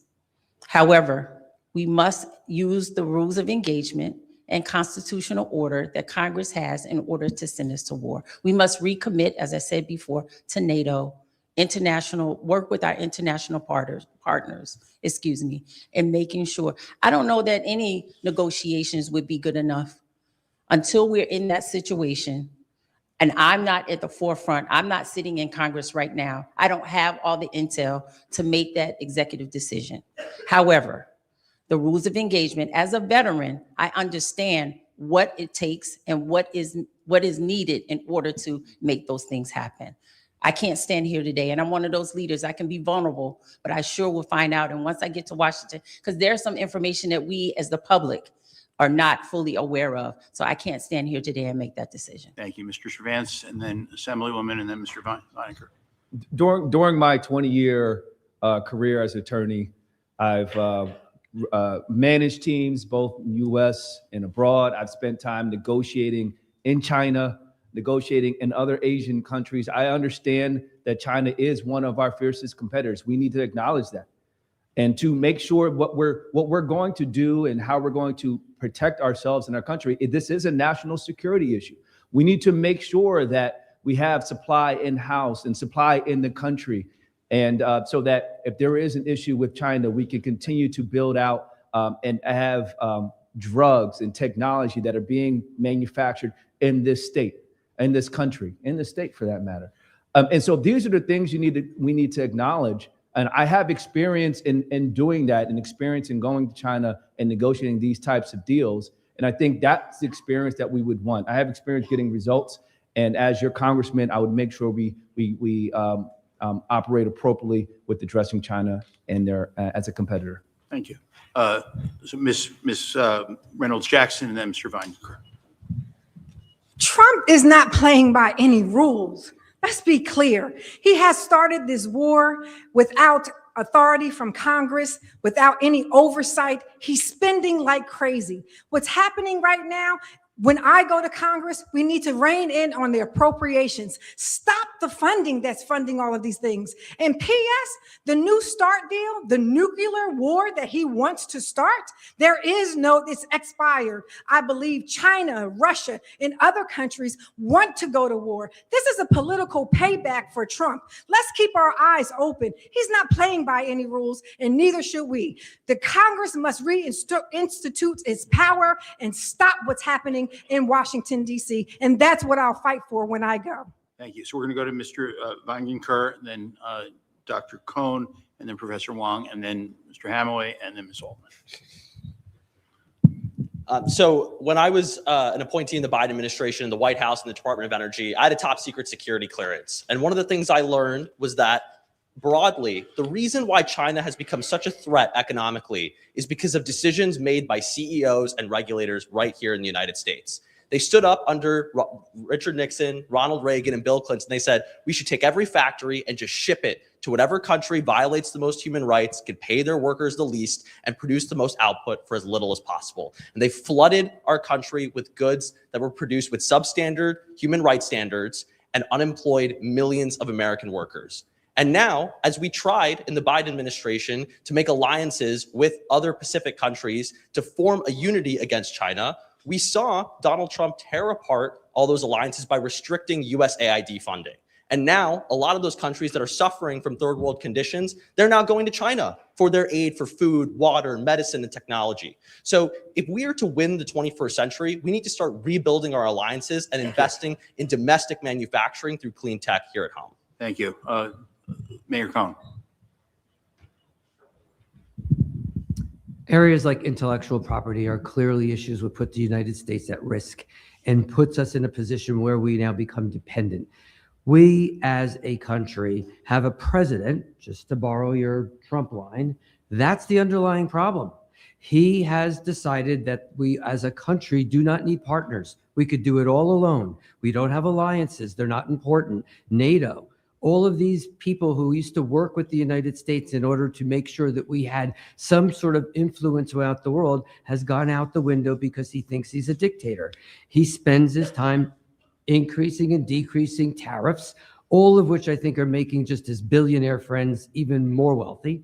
And at the end of the day, it goes back to America being in the lead, but with partners. And we need to recognize that we cannot do everything alone. Thank you. Dr. Wong. Let's turn this question to what Congress can do. American soft power is under attack from within. When our academic research centers are under attack, when scientific research is under attack, when we treat foreign students like invaders and don't let them in, these are ways in which we're under attack. We had a stability for a time where we could have some kind of balance with China and also with Taiwan. That balance is now at risk. Congress has the ability to start restoring some of that soft power. Congress has the ability to legislate to make sure that we can build greatness in our American institutions, to build economic might through research, and to rebuild our relationships with NATO and other organizations. This actually comes back to your previous question. We need to work with our allies and start rebuilding those soft power alliances that were a true source of American greatness. These are things that are within the reach of Congress. Thank you. Dr. Hamaway.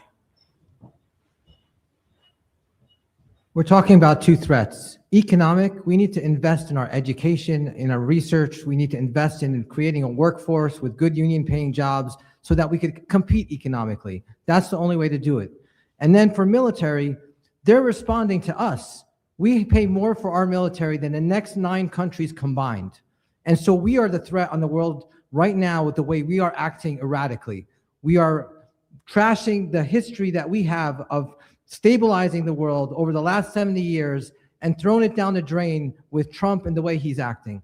We are losing legitimacy and people are afraid of us. And that's why we see militaries, not just China, but militaries all around the world beginning to increase because they say we can no longer rely on the United States and they might turn on us at any moment. So we need to spend money instead of on building on our military. That's unnecessary, $1 trillion, take a fraction of that and put that in research and jobs and education, and that will come balanced, and then we'll be able to use our diplomacy and restore our soft power. Thank you. And Ms. Altman.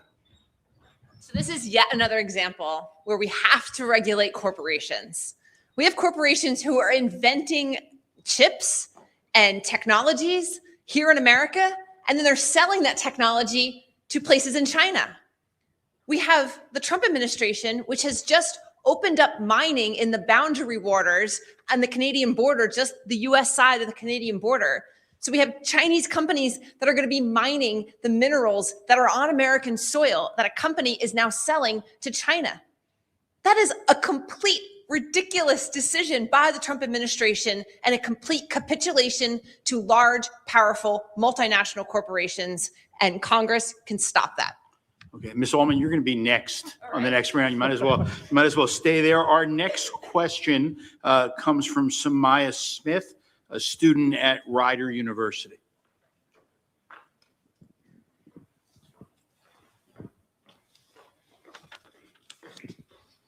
Even though New Jersey has some of the most segregated schools in the nation, we have never received any federal enforcement because our segregation is not the result of law, but from where people live. Is there any hope for our schools to ever be integrated without federal pressure? That's a wonderful question. Thank you for it. Yeah, New Jersey has some of the most segregated schools in the entire country. This is a systematic failure from decades of racism and redlining and segregation in terms of where people live. There are over 600 school districts in New Jersey, each carved out for their little towns. I am well aware and rooting for the desegregation lawsuit that is making its way through its courts right now in New Jersey. It is an absolute crime that a student educated just a couple of miles from another student with a different color skin gets a different level of education, gets a different amount of money invested into their education, has fewer resources available at the schools where they attend. It is a shame that New Jersey continues this legacy of racism and segregation. And when I am Congress, I will be loud about ending it and finding federal monies to support desegregation of our schools and equitable education for all students. Thank you. Mayor Mapp. In spite of Brown versus Board of Education in 1954, and in spite of Booker versus Board of Education in Plainfield, our schools have continued to be the most segregated in the nation. And a part of the problem has to do with these artificial boundaries called municipalities. And I believe that we have an obligation at the federal level to have laws in place that would lead to the integration, the true integration of our schools. There is no reason why a child who is living in Plainfield, but whose parents are working in Madison, why that child can't go to school in Madison. There's no reason why a kid living in Scotch Plains can't go to school in Westfield. And so these boundaries are creating the segregation that we have in our schools. And we need to tear down these walls so that schools are integrated and there is better outcomes across all school districts in the state of New Jersey. Thank you. Assemblywoman Reynolds Jackson. I've been fighting this since 2010 when I was on Trenton City Council. This is all based upon our zip codes. This fight, when we have access, we have the leadership of both the Assembly, the Senate, and the governor. This is a systematic problem that we have here, and the leadership will rather go to court instead of settling it. I have been vocal about this. I continue to fight for this. When I go to Washington, I will continue to fight to make sure that we desegregate our schools, because it's not fair that the funding happens. And then you want to blame us why our education scores are so much lower, but you refuse to give us the dollars that we need to be able to put in our schools to make sure they get an equal education and fair education as everybody else in the district. And that's my promise to you when I go to Washington. So I think continuing on that theme, this question will go to Mr. Wong first. This is a district that includes some of New Jersey and the nation's wealthiest areas. It's also a district that includes some of New Jersey and the nation's poorest areas, especially majority Black and majority Hispanic towns. So given that, how would you approach tax policy in Congress? Would you be open to supporting higher taxes on wealthier Americans, even if that means higher tax bills for some of your own constituents in this district? So first, very briefly on the previous question, one of the problems that we have right now, to Samaya's questions that she's asking, is the idea that we could only act against intentional discrimination, whereas you're talking about an effects test. And one thing that Congress can do is start to mandate effects as a consequence of unintentional discrimination. And that is something that can be done. I worked for Senator Ted Kennedy many years ago, and I was there just after the Elementary and Secondary Education Act was passed. And that is exactly a place where this kind of thing can be legislated. Now, to your question about taxation. We've lost track of taxation policy in the United States ever since the Reagan era. Inequality has increased, coincident with cutting taxes on the very highest level income levels. So we can do things like bring the capital gains tax into line with a regular tax. We can also work on corporate taxation. Amazon goes through our roads and pays no taxes, and yet they make use of our roads, our bridges, all our infrastructure. And so by reforming at the highest level, we can bring more money into the coffers of the federal government. Mr. Cervantes? Our current tax system isn't fair. There's no situation where a billionaire should be paying less in taxes than middle-class families, period. So yes, we need to address that. And even if it does mean raising taxes on the wealthiest of the wealthiest in our district. Our system is rigged. We can't have it that way. I think we also need to address the salt tax. Salt is, we are in the situation where New Jersey is disproportionately impacted by salt than any other state in the country. This is something that we're getting taxed twice by the state and the federal government, and we can and should do better. I think that needs to be increased so that the cap needs to be increased so that we can provide some benefits to the people in the middle class families in this country. I'm a business owner. I am someone that's have a family of 6, part of the sandwich generation. I know what it feels like to have to juggle a variety of things and affordability in this issue and the cost of living issues in this state. And I think having a fair tax system could address that. Ms. Altman and then Mr. Mapp. Something like 55 billionaires have spent over $250 million in this cycle already for our elections. That is in order to make sure they control our taxation system. We absolutely, Democrats have to insist that we raise taxes on the wealthiest Americans. Because if we don't, we literally have no sustainable resources to pay for anything. We are still riding on the same trains our grandparents laid. We are still teaching our kids in the same schools that our grandparents sent their kids to. And that is inexcusable. Part of delivering for people, which is to get everyone's buy-in back that America is a great place to live, means we have to tax the wealthiest people and the wealthiest corporations in this country. It's a non-negotiable. This issue comes down to one of taxation, and we need to change our tax code if we are to level the playing field. Public schools are now funded for the most part by property taxes, and they should not be. Not one dime should be spent in property taxes to fund schools. That is why the richest districts are able to perform better, because they're able to put more funds into their local school districts. So the funding for public schools should be the responsibility of the state and the federal government. And if we change our tax code to allow or to make billionaires and these rich corporations pay their fair share, there would be more funding available to come from the Department of Education down to the states, so that there's equal funding across all school districts across the nation. So I am opposed to property taxes being a source of funding for public education. Thank you. And Mr. Hemway. So we need to start first by having a cost of living exemption for anyone making less than $40,000. There's no reason that someone working 40 hours a week, doing everything right, has to struggle just to pay for rent and for their bills. And then we have to tax the billionaires.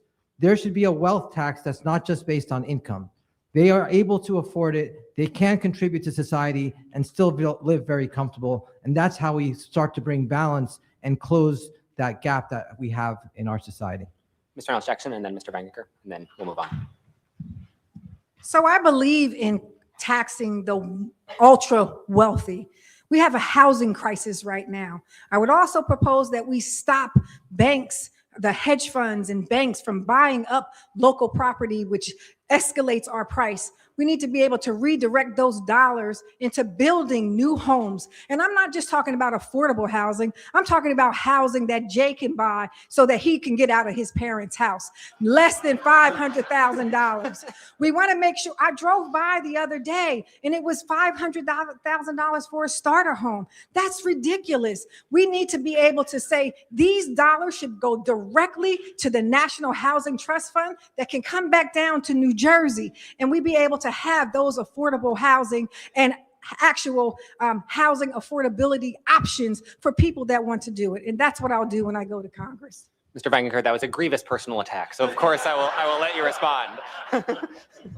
I'm sure I'll recover. My mom and dad are the ones laughing the hardest right now.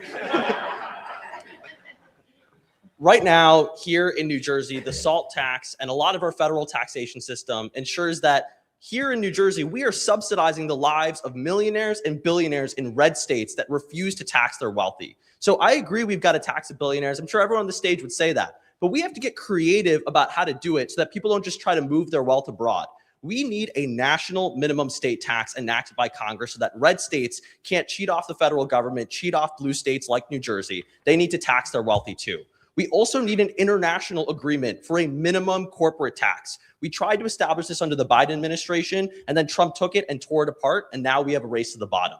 Every developed country across the world should have a minimum corporate tax. We also need a minimum capital gains tax. Right now, the wealthy avoid taxes, not because they're income taxes, but they use capital gains and they take out loans on unrealized assets. So they use stocks and their housing to take out loans, and then they pass them on to their inheritance and then never pay them back. We need to increase the interest rates and restrict the ability of rich people to do that. So, Mr. Cohen, the next question is for you. Another clear driver of the affordability crisis is healthcare costs. But not all Democrats are necessarily in agreement about what the best path forward is, especially whether to try to implement Medicare for all, which would essentially shift the U.S. into a system where the government is responsible for providing pretty much everyone's healthcare. So, I mean, as a practicing physician yourself, do you think that Medicare for all is something that the next Democratic trifecta in Washington should pursue? So I am at the front lines of dealing with patients who have to deal with not having medicines covered, not having surgeries done because of their high deductibles, maybe even going into bankruptcy with insurance. So this is not a sustainable system. The costs are going up. Most of you know that our state health benefits went up 36% this year. That's not a sustainable increase. So we're clearly dealing with a system that is broken. We need some form of universal health care. There's a difference between universal health care, which is a term that provides some sort of basic coverage for everybody, regardless of where they live, regardless of their income. Medicare for all, as most of you know, Medicare, for those of you who are on Medicare, that's 80% of the costs. You're still responsible for the other 20%. And so when you're talking about huge surgical bills, hospital stays, 20% of a big number could be a really big number.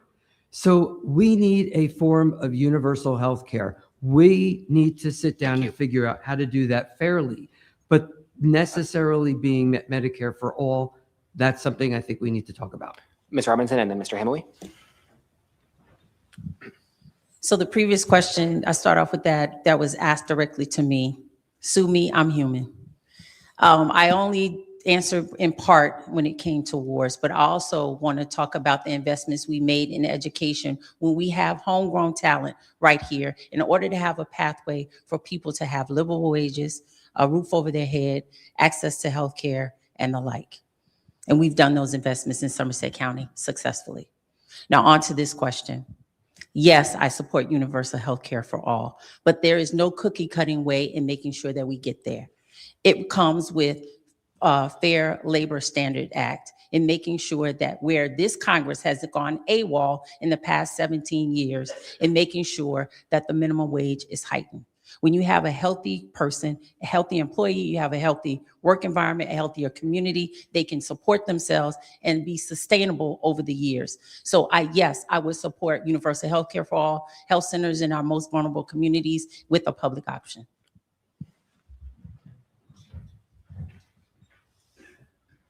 Clearly, people don't understand Medicare for all. Medicare for all is not our current Medicare. It's the name of the bill. It fixes Medicare and it closes these loopholes so that people do have universal health care and they don't have to worry about the gaps that really happened because Medicare was put together over many decades. And that's why you have A, B, C, D, and it's also confusing. So Medicare for all is the name of a bill. It's new and improved, and it helps patients get the care they need without having to struggle, and also pays for providers so that they don't leave the system like they're leaving the current Medicare right now. So it is a universal healthcare system, and it is a bill in Congress that just needs to be passed. Mr. Vangenker and then Mr. Servance. I think the most important thing to remember about a Medicare for all system is the rest of the developed world has these systems already. In Canada, in Australia, in Israel, they all have a universal healthcare system where you show up to the doctor's office and regardless of your ability to pay, you are provided with medical care.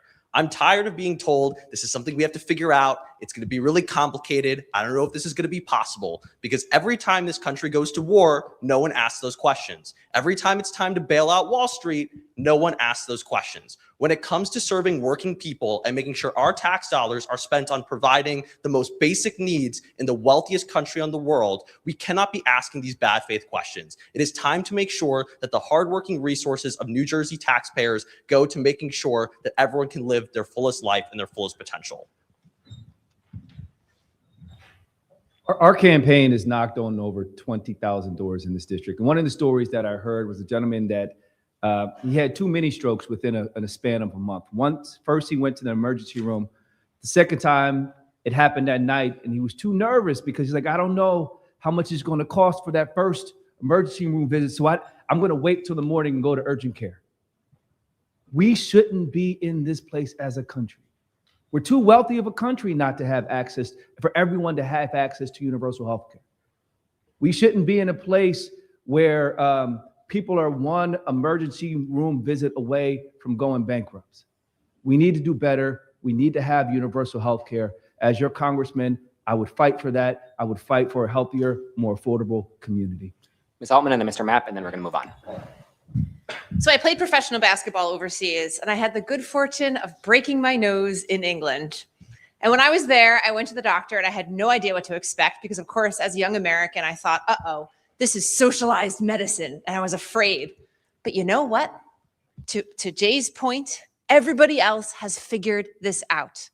Our country can figure it out.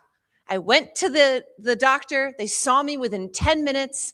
They sorted me out. And the whole thing cost nothing. And the pharmacy was right in the same building as the doctor's office. So I didn't have to make 2 stops. It was easy, it was cheap, it was efficient, and it gives people there the knowledge and the confidence that they can go off and they can start businesses and they can take risks because they don't have to worry about health insurance.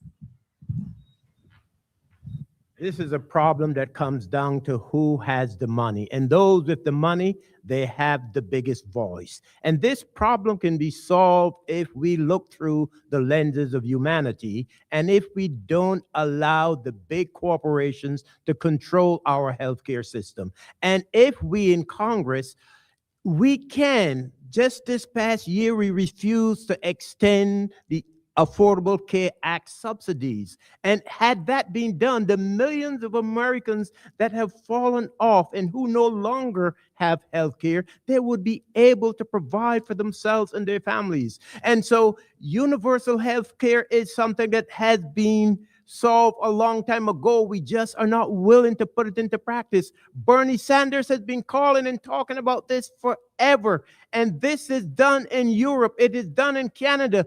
It can be done here. The research and the development is done right here in this country. And there's no reason why every single person, as a matter of a human right, isn't able to go to the doctor whenever he or she wants to. And so this is something that is solvable. And when I go to Washington, I will be a fierce advocate for this district and for people all across this nation who deserve to have the health care that they need. Thank you, Mr. Mapp. Thank you. Mr. Weingarten, you're going to go on this one first.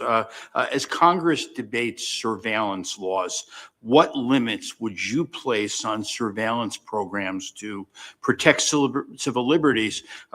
Should warrantless surveillance be abolished, or should there be better guardrails? Right now, our military-industrial complex has gotten way out of hand, and it's currently funding programs funded by companies like Palantir and so many other big corporations that profit from mass surveillance. And they've tried to convince members of Congress that we need to spy on Americans, we have to skip the warrant process because there's an imminent threat. And this has been abused. It's been abused to go after communities of color. It's been going after communities of foreign origin as an excuse to say, oh, wow, this is a threat. We need to roll back the abuse of these FISA courts. Right now, there are bills in Congress supported by both Democrats and Republicans to roll back these abusive spy powers. We need to be taking any sort of military or intelligence action only when there is an imminent threat. And the definition of imminent threat has been stretched because of the actions of military industrial lobbyists and xenophobes in Congress that have tried to fearmonger to distract and divide us, because these forces want us pointing the finger at each other. They want us pointing the finger at Black and brown people instead of the elites that have led to the scarcity and high costs that have gotten us in these crises in the first place. Thank you. Assemblyman Reynolds Jackson. I just want to go back a little bit for the last question about the medical. You know, I do believe in Medicare for all. I also passed in New Jersey the Medical Debt Relief Act here. I will champion that when we go to Washington, because just because you go to the hospital shouldn't mean that you lose your home or you go into bankruptcy. On to the question about surveillance, I do believe that we should not be using license plate readers, and I do believe we shouldn't be surveilling people at the airports. I believe this is also a problem of systematic racism that I would not support. Okay, thank you. We're going to go back to Joey. So this question is for Mr. Mapp first. It's widely expected that super PAC spending is going to play a major role in this race. It's sort of already begun. The Supreme Court's decisions in cases like Citizens United make it difficult to sort of legislate that reality away. But do you think that Democrats as a party, as an institution, should do more to discourage super PAC involvement in Democratic primaries? Yes, I do believe that the Democratic Party should be bold enough to go to Washington, to go to Congress, and put laws in place to help control the effects of Citizens United. I believe that there's too much money from super PACs in our politics, and it is skewing the playing field. Those who are able to access the monies from these super PACs, those are the ones that by and large will be successful. I believe that Congress is able to enact laws that would put guardrails around super PACs and will prevent the influence that they currently have in politics from happening. So when I go to Washington, I will be sure to vote for legislation that would bring an end to the influence of Citizens United and other super PACs. We need to take that money out of politics and put it in the hands of the American people. Mr. Wagenker, then Ms. Altman. I think everyone in this race, especially because we are in a safe blue seat, should stand up here and reject corporate PAC funding. Let's talk about how the candidates on this stage are funded. I'm the youngest candidate in this race. I have no corporate PAC money, no super PAC, no generational wealth. Our average online contribution is $33 a piece. The two biggest fundraisers on this stage, let's just be clear here, are two doctors who live in mansions, and they want to lecture us about how expensive healthcare is, all while they both have multi-million-dollar super PACs that they're not allowed to talk about. I mean, this is just ridiculous. And I have so much respect for my friends up here, folks like Squire, folks like Sam, but let's be honest, you both would not be on this stage and would not have met the fundraising threshold to qualify to be up here if you had not written yourselves six-figure checks in self-funding. I mean, it's one thing to go around and say our democracy is not for sale. It's a whole other thing to buy it yourself. I mean, New Jersey is done with the era of rich people trying to purchase seats in Congress. Congressional seats belong to everyday people, not the highest bidder or the top 1%. Thank you, Mr. Wagenker. There was a wide spread of attacks named and unnamed there, so I will let. Does anybody wish to respond? Yeah. Listen, I did write a check to the campaign. Look, I am not. It's something that I believe in. I believe in this community. I invested in this campaign because I want to do what's right for you. The reality is, investment doesn't wake me up at 5 in the morning to go out and canvass at train stations at 5:30. Investment doesn't allow us to knock on 20,000 doors across the district. Putting that money in the campaign, as a matter of fact, it shows you that I am unbought. It shows you that I am not beholden to special interests. I will not apologize for being successful in business. I will not apologize for being successful in law. That is who I am. That is my background. And listen, if you have problems with that, look, I know you're 28, you'll have your time to grow, but look, but here we are, I'm 43. And so listen, I think if you have problems and issues with us investing in our campaign and going out and door knocking, let's have a conversation of how many doors people knocked on. Let's have a conversation of all these things. I think this is important. Thank you.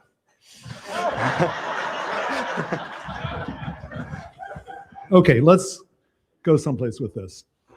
I've spent a significant part of my political career, my professional career, I should say, I'm a first-time candidate, my professional career fighting to make elections fair. I've worked against gerrymandering nationwide. I've worked to help do away with the county line, which is why we have so many good candidates. I have put a lot of effort into making elections fair and working for democracy.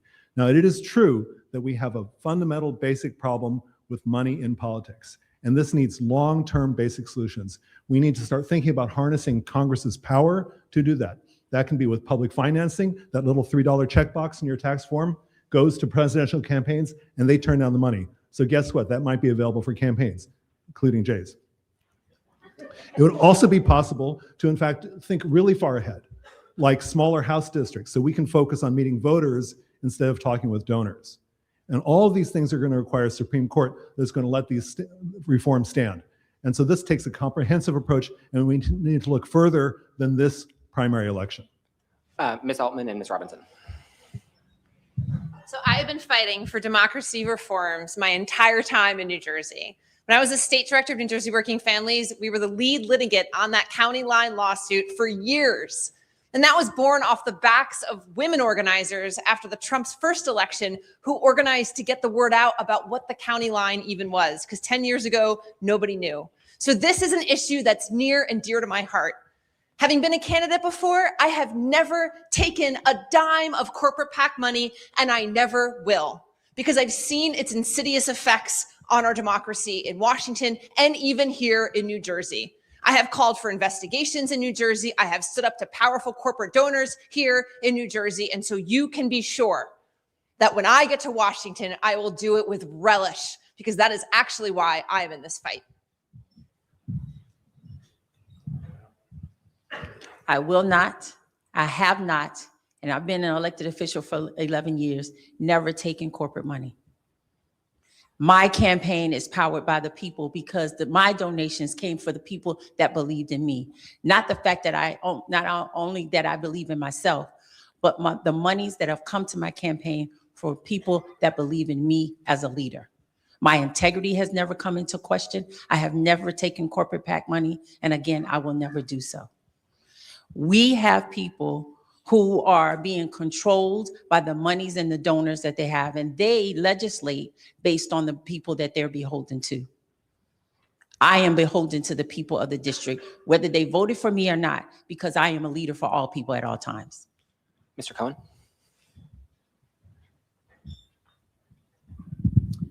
I think you got to give up on some of that surveillance equipment that you've been using and that you're going to ultimately outlaw, because it's dead wrong. I have not taken any corporate PAC money. I'm not a multimillionaire. I've started from nothing. I've come from a blue collar family. My wife's also a physician. Her father was a concentration camp survivor. They came here with nothing. I'm not going to apologize for being successful.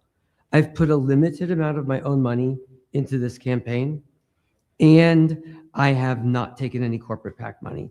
So before you go banning the systems, maybe you ought to buy a better one. Yeah. You started it. I am not self-funding my campaign. I'm happy to be able to say that I will not and have not taken any corporate PAC money, and I will not take any money from any corrupt special interests. I am for ending Citizens United. I am for getting dark money out of politics. And I'm happy that there are supporters out there that are coming in that want to make sure that we have money coming into our community and not being taken out by some of the corrupt interests like AIPAC and being spent overseas. So until that's done, we hope that there's people that are going to look out for our communities, and we need to get the dark money and get public funding in place. This is a question for Dr. Hamilton. If you'd like to stay up there, that's fine. It's up to you.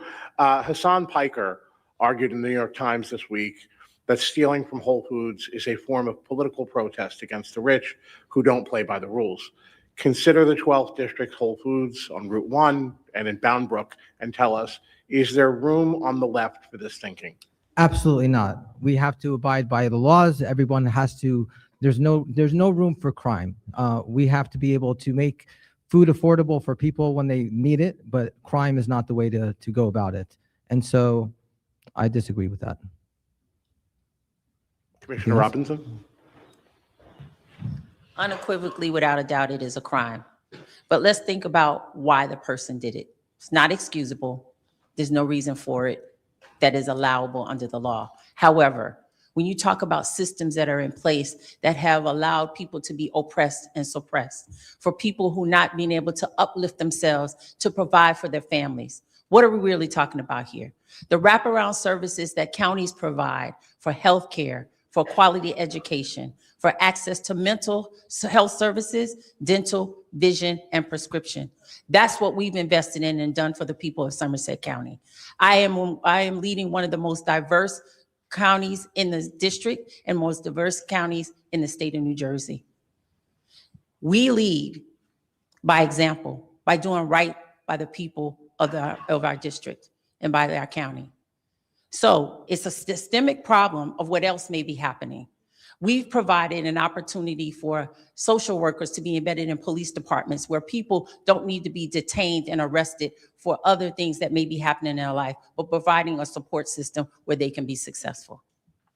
Mr. Weidenker.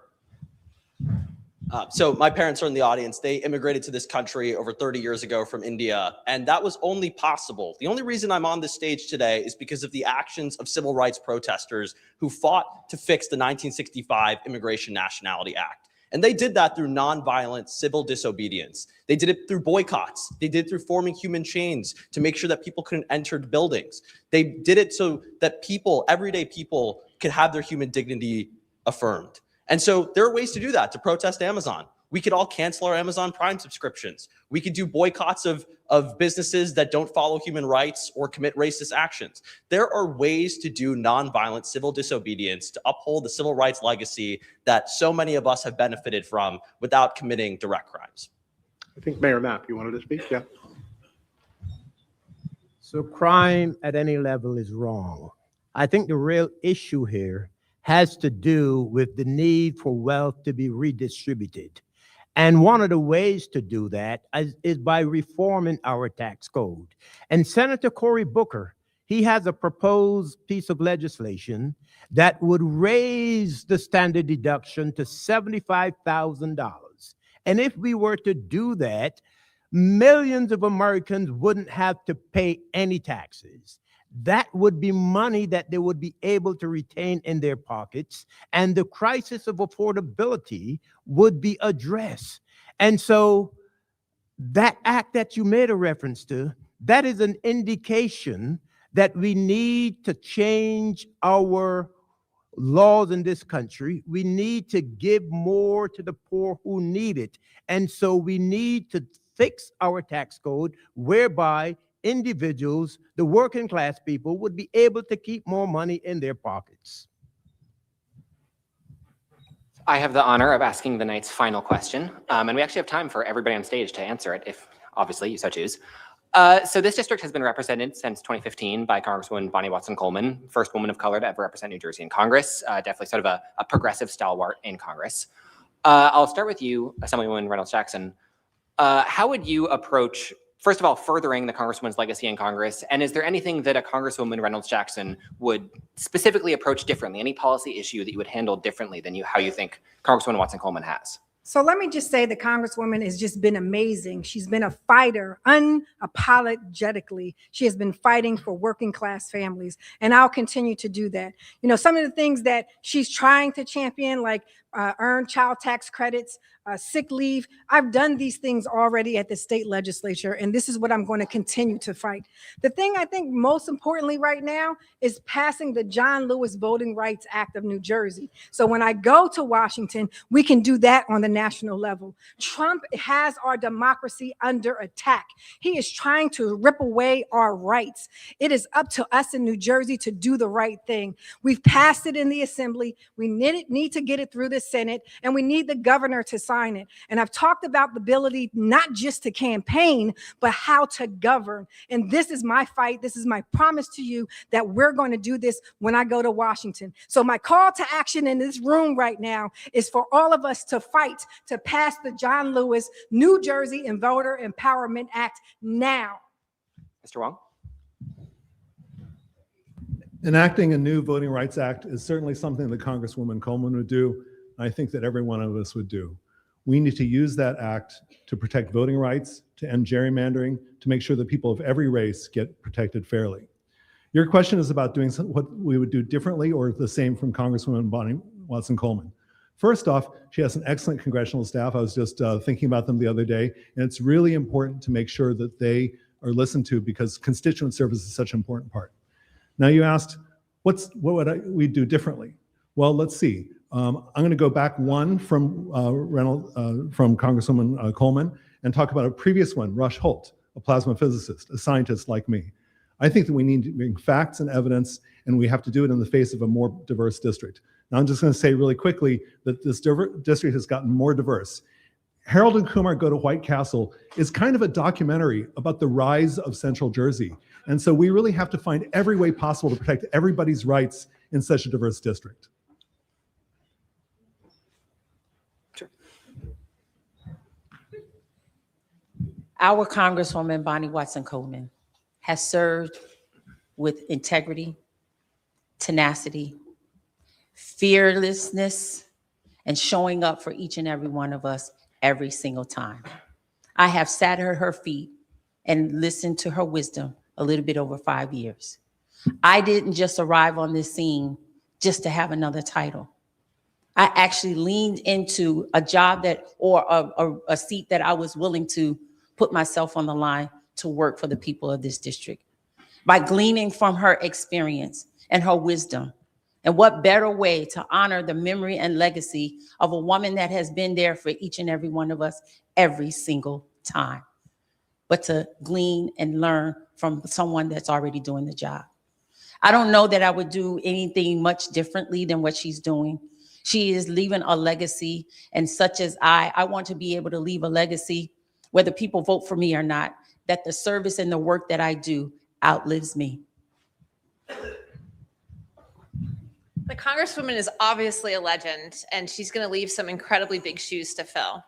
One of the things that I think we could work even more on is the investment in public transportation to really extend it all across our district.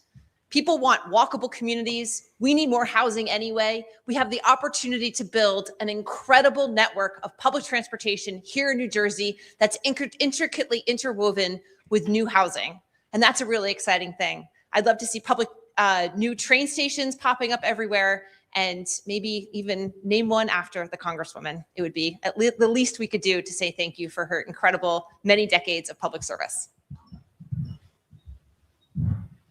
The Congresswoman is a trailblazer. She is the first person I ever voted for, and she's brought communities to the table that had never been represented before, including with many on this stage. She's helped rescue medical workers out of Gaza. She's uplifted Black maternal health, conversations that a lot of politicians were afraid to have or weren't representing at the table. And I want to be the kind of member of Congress that brings more communities to the table that have never been represented before. I'm proud to be someone on the stage that is campaigning in multiple languages. I had Laura Loomer's MAGA trolls threaten my life this past month because I dared to put out a campaign video in Hindi and in Spanish. I'm not afraid to speak the languages of this district. I'm not afraid to bring communities that are registering to vote for the first time, becoming citizens for the first time, to be part of our political process. I think that being a new member of Congress in this modern era means bringing many people to the table, growing our Democratic coalition, because the most important type of swing voter is non-voter to voter. If we as a Democratic Party can continue to build on that legacy, we can get progressive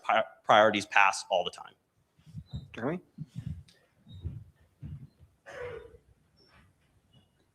Representative Bonnie Watson Coleman has been a champion of the people, whether it's voter rights, criminal justice, taking care of the most vulnerable in this community.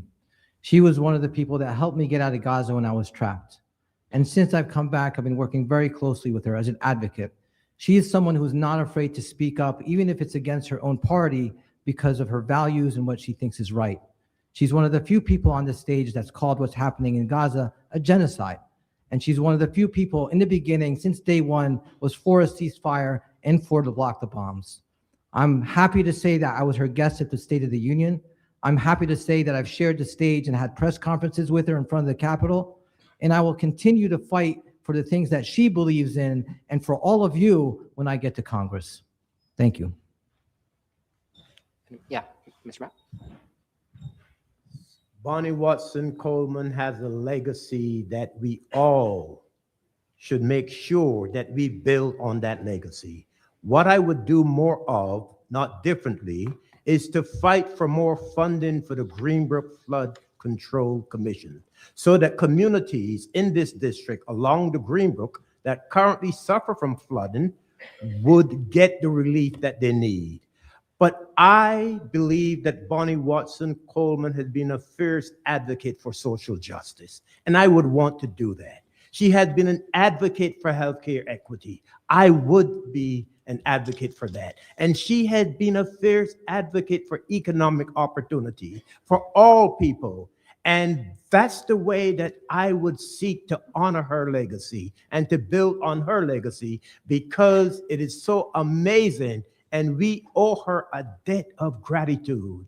And when I go to Congress, I will make sure to fight to carry on and build on her legacy.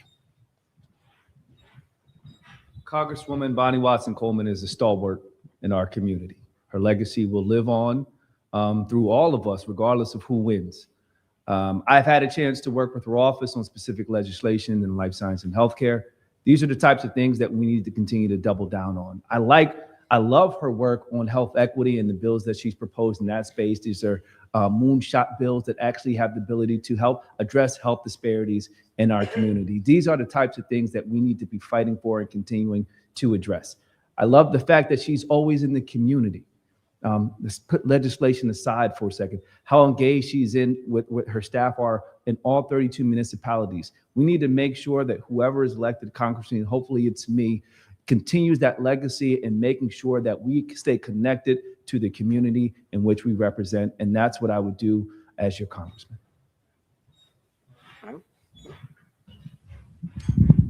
I know a lot of tension has been focused on the time on things that Bonnie Watson Coleman and I have disagreed on, which is really very few compared to the multiple things in which we've agreed upon. I think if you listen to the fellow Democrats up here today, the one thing that makes us so different as Democrats compared to anybody else is that we fiercely advocate for those who don't have the ability to advocate for themselves. And if there's anything that I could say about Bonnie Watson Coleman, that absolutely captures the spirit of everything that she's ever wanted to do. Any one of us who continues to operate in that legacy, it would just be an honor to follow in her footsteps. Thank you. Believe it or not, we are just about perfectly on time. Officially, you are my favorite race of the state. So thank you. So we're going to go to the closing statements of 30 seconds each. That's what what we call a soundbite in this business. And we'll start with Ms. Altman. We are entering one of the most vulnerable moments in American history. And we as Democrats have one shot to get it right, to make sure that we can deliver for people. What does delivering for people mean? We have antitrust laws that have been on the books since before cars were invented. We have a healthcare system that's broken. We have to pass Medicare for all. We have to rein in ICE, and we have to make sure we are holding those who murdered people accountable. We have one shot to get it right. We have to send someone to Congress with a history of coalition building and fighting, and that's what I bring to the table. Thank you. Mayor Matt. I am the one candidate up here who has delivered results for his constituents. I have built and rehabbed over 6,000 units of housing. I have kept a federally qualified health center open. So I am the one that has delivered results. What you get from most of the candidates up here are just idealistic platitudes. But I have done the work. I have delivered the results, and I have the receipts as proof that I have done the work. And I ask you to send me to Congress so that when I go to Congress, we all go to Congress. Thank you. Commissioner Robinson. I have spent my life serving this country. We are facing enormous challenges as a nation. I have won competitive elections and worked across the aisle. I'm not afraid to fight when the moment demanded. I have governed through crises. I have delivered real change. I have carried communities forward successfully. I see a mission and goal. And that mission and goal is to be able to carry out the work that we all desperately need in this day and time. As an Air Force veteran, as a divorced mother of three, a grandmother of three, this matters to me. This matters to all of you. You can send someone to Washington, and the challenge is You don't need to send someone for on-the-job training. Thank you, Mr. Servance. I'm not a career politician. I'm an attorney. As we made clear today, I'm an entrepreneur that's been successful. I am a neuroscientist in my career. I know how to step into difficult situations and get results. We've knocked on over 20,000 doors, and we heard from you directly. You want less talk, more action. I believe this moment calls for a new generation of leadership that's willing to step in on day one and get results. That's what I've done my entire career. That's what I'll do in Congress. Thank you. Dr. Hamaway.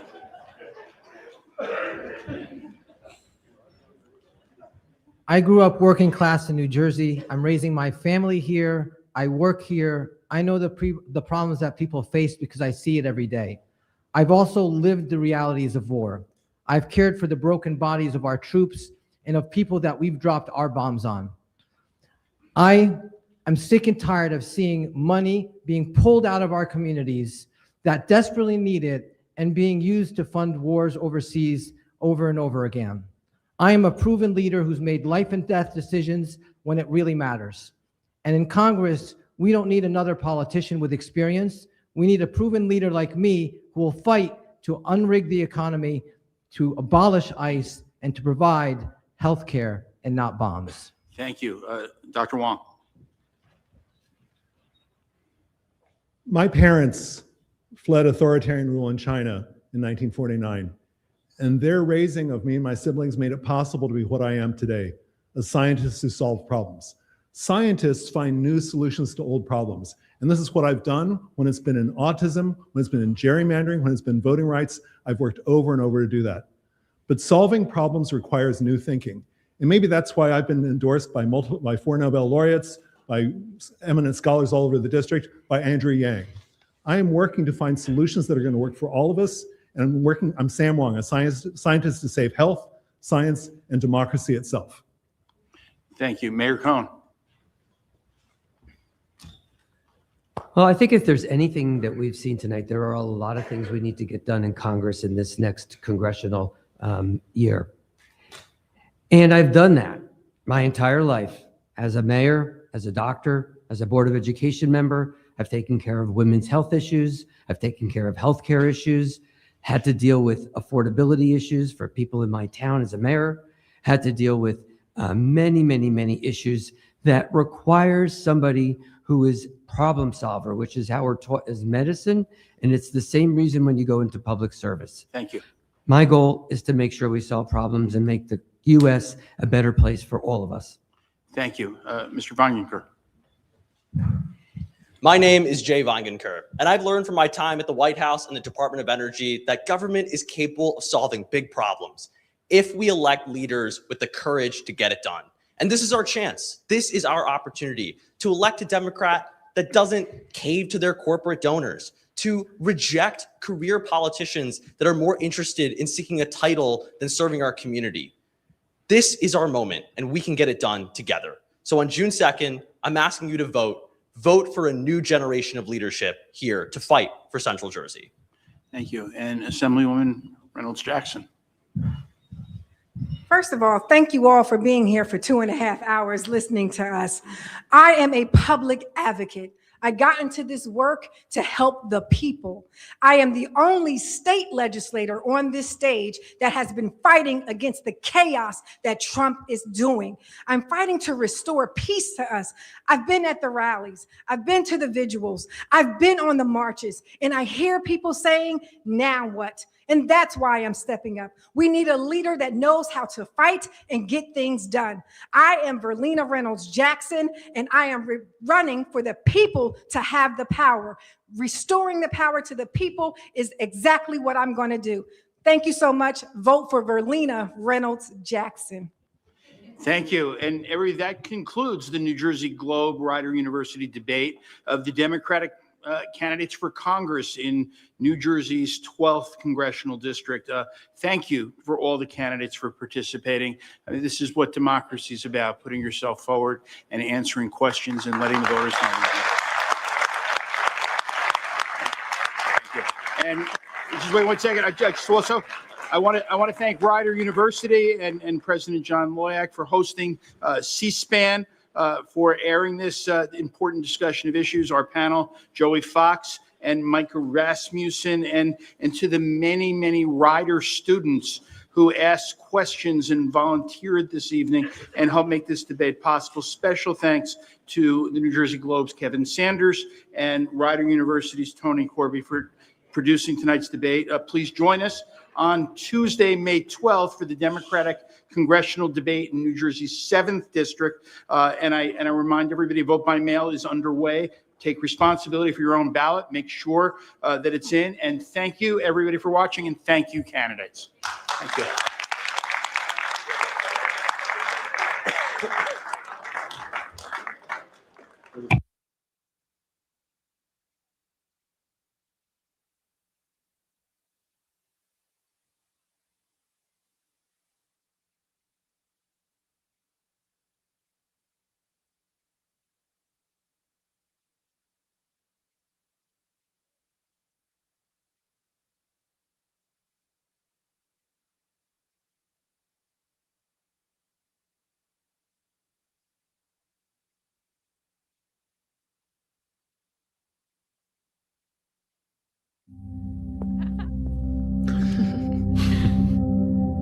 Is that? Wow.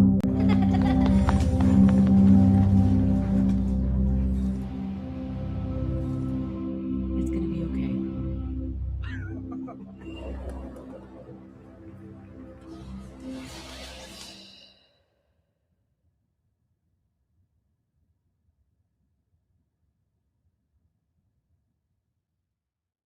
New Jersey is home to the best public schools in the nation.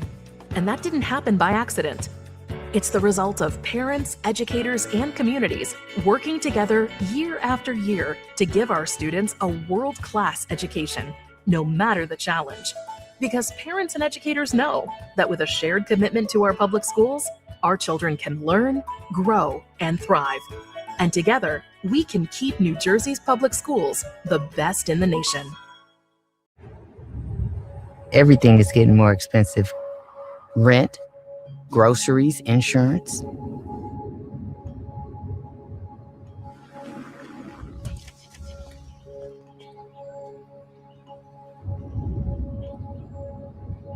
Uber is essential to my passengers. Insurance has gone up. This is hard for people. Join our fight to protect your access to affordable rides.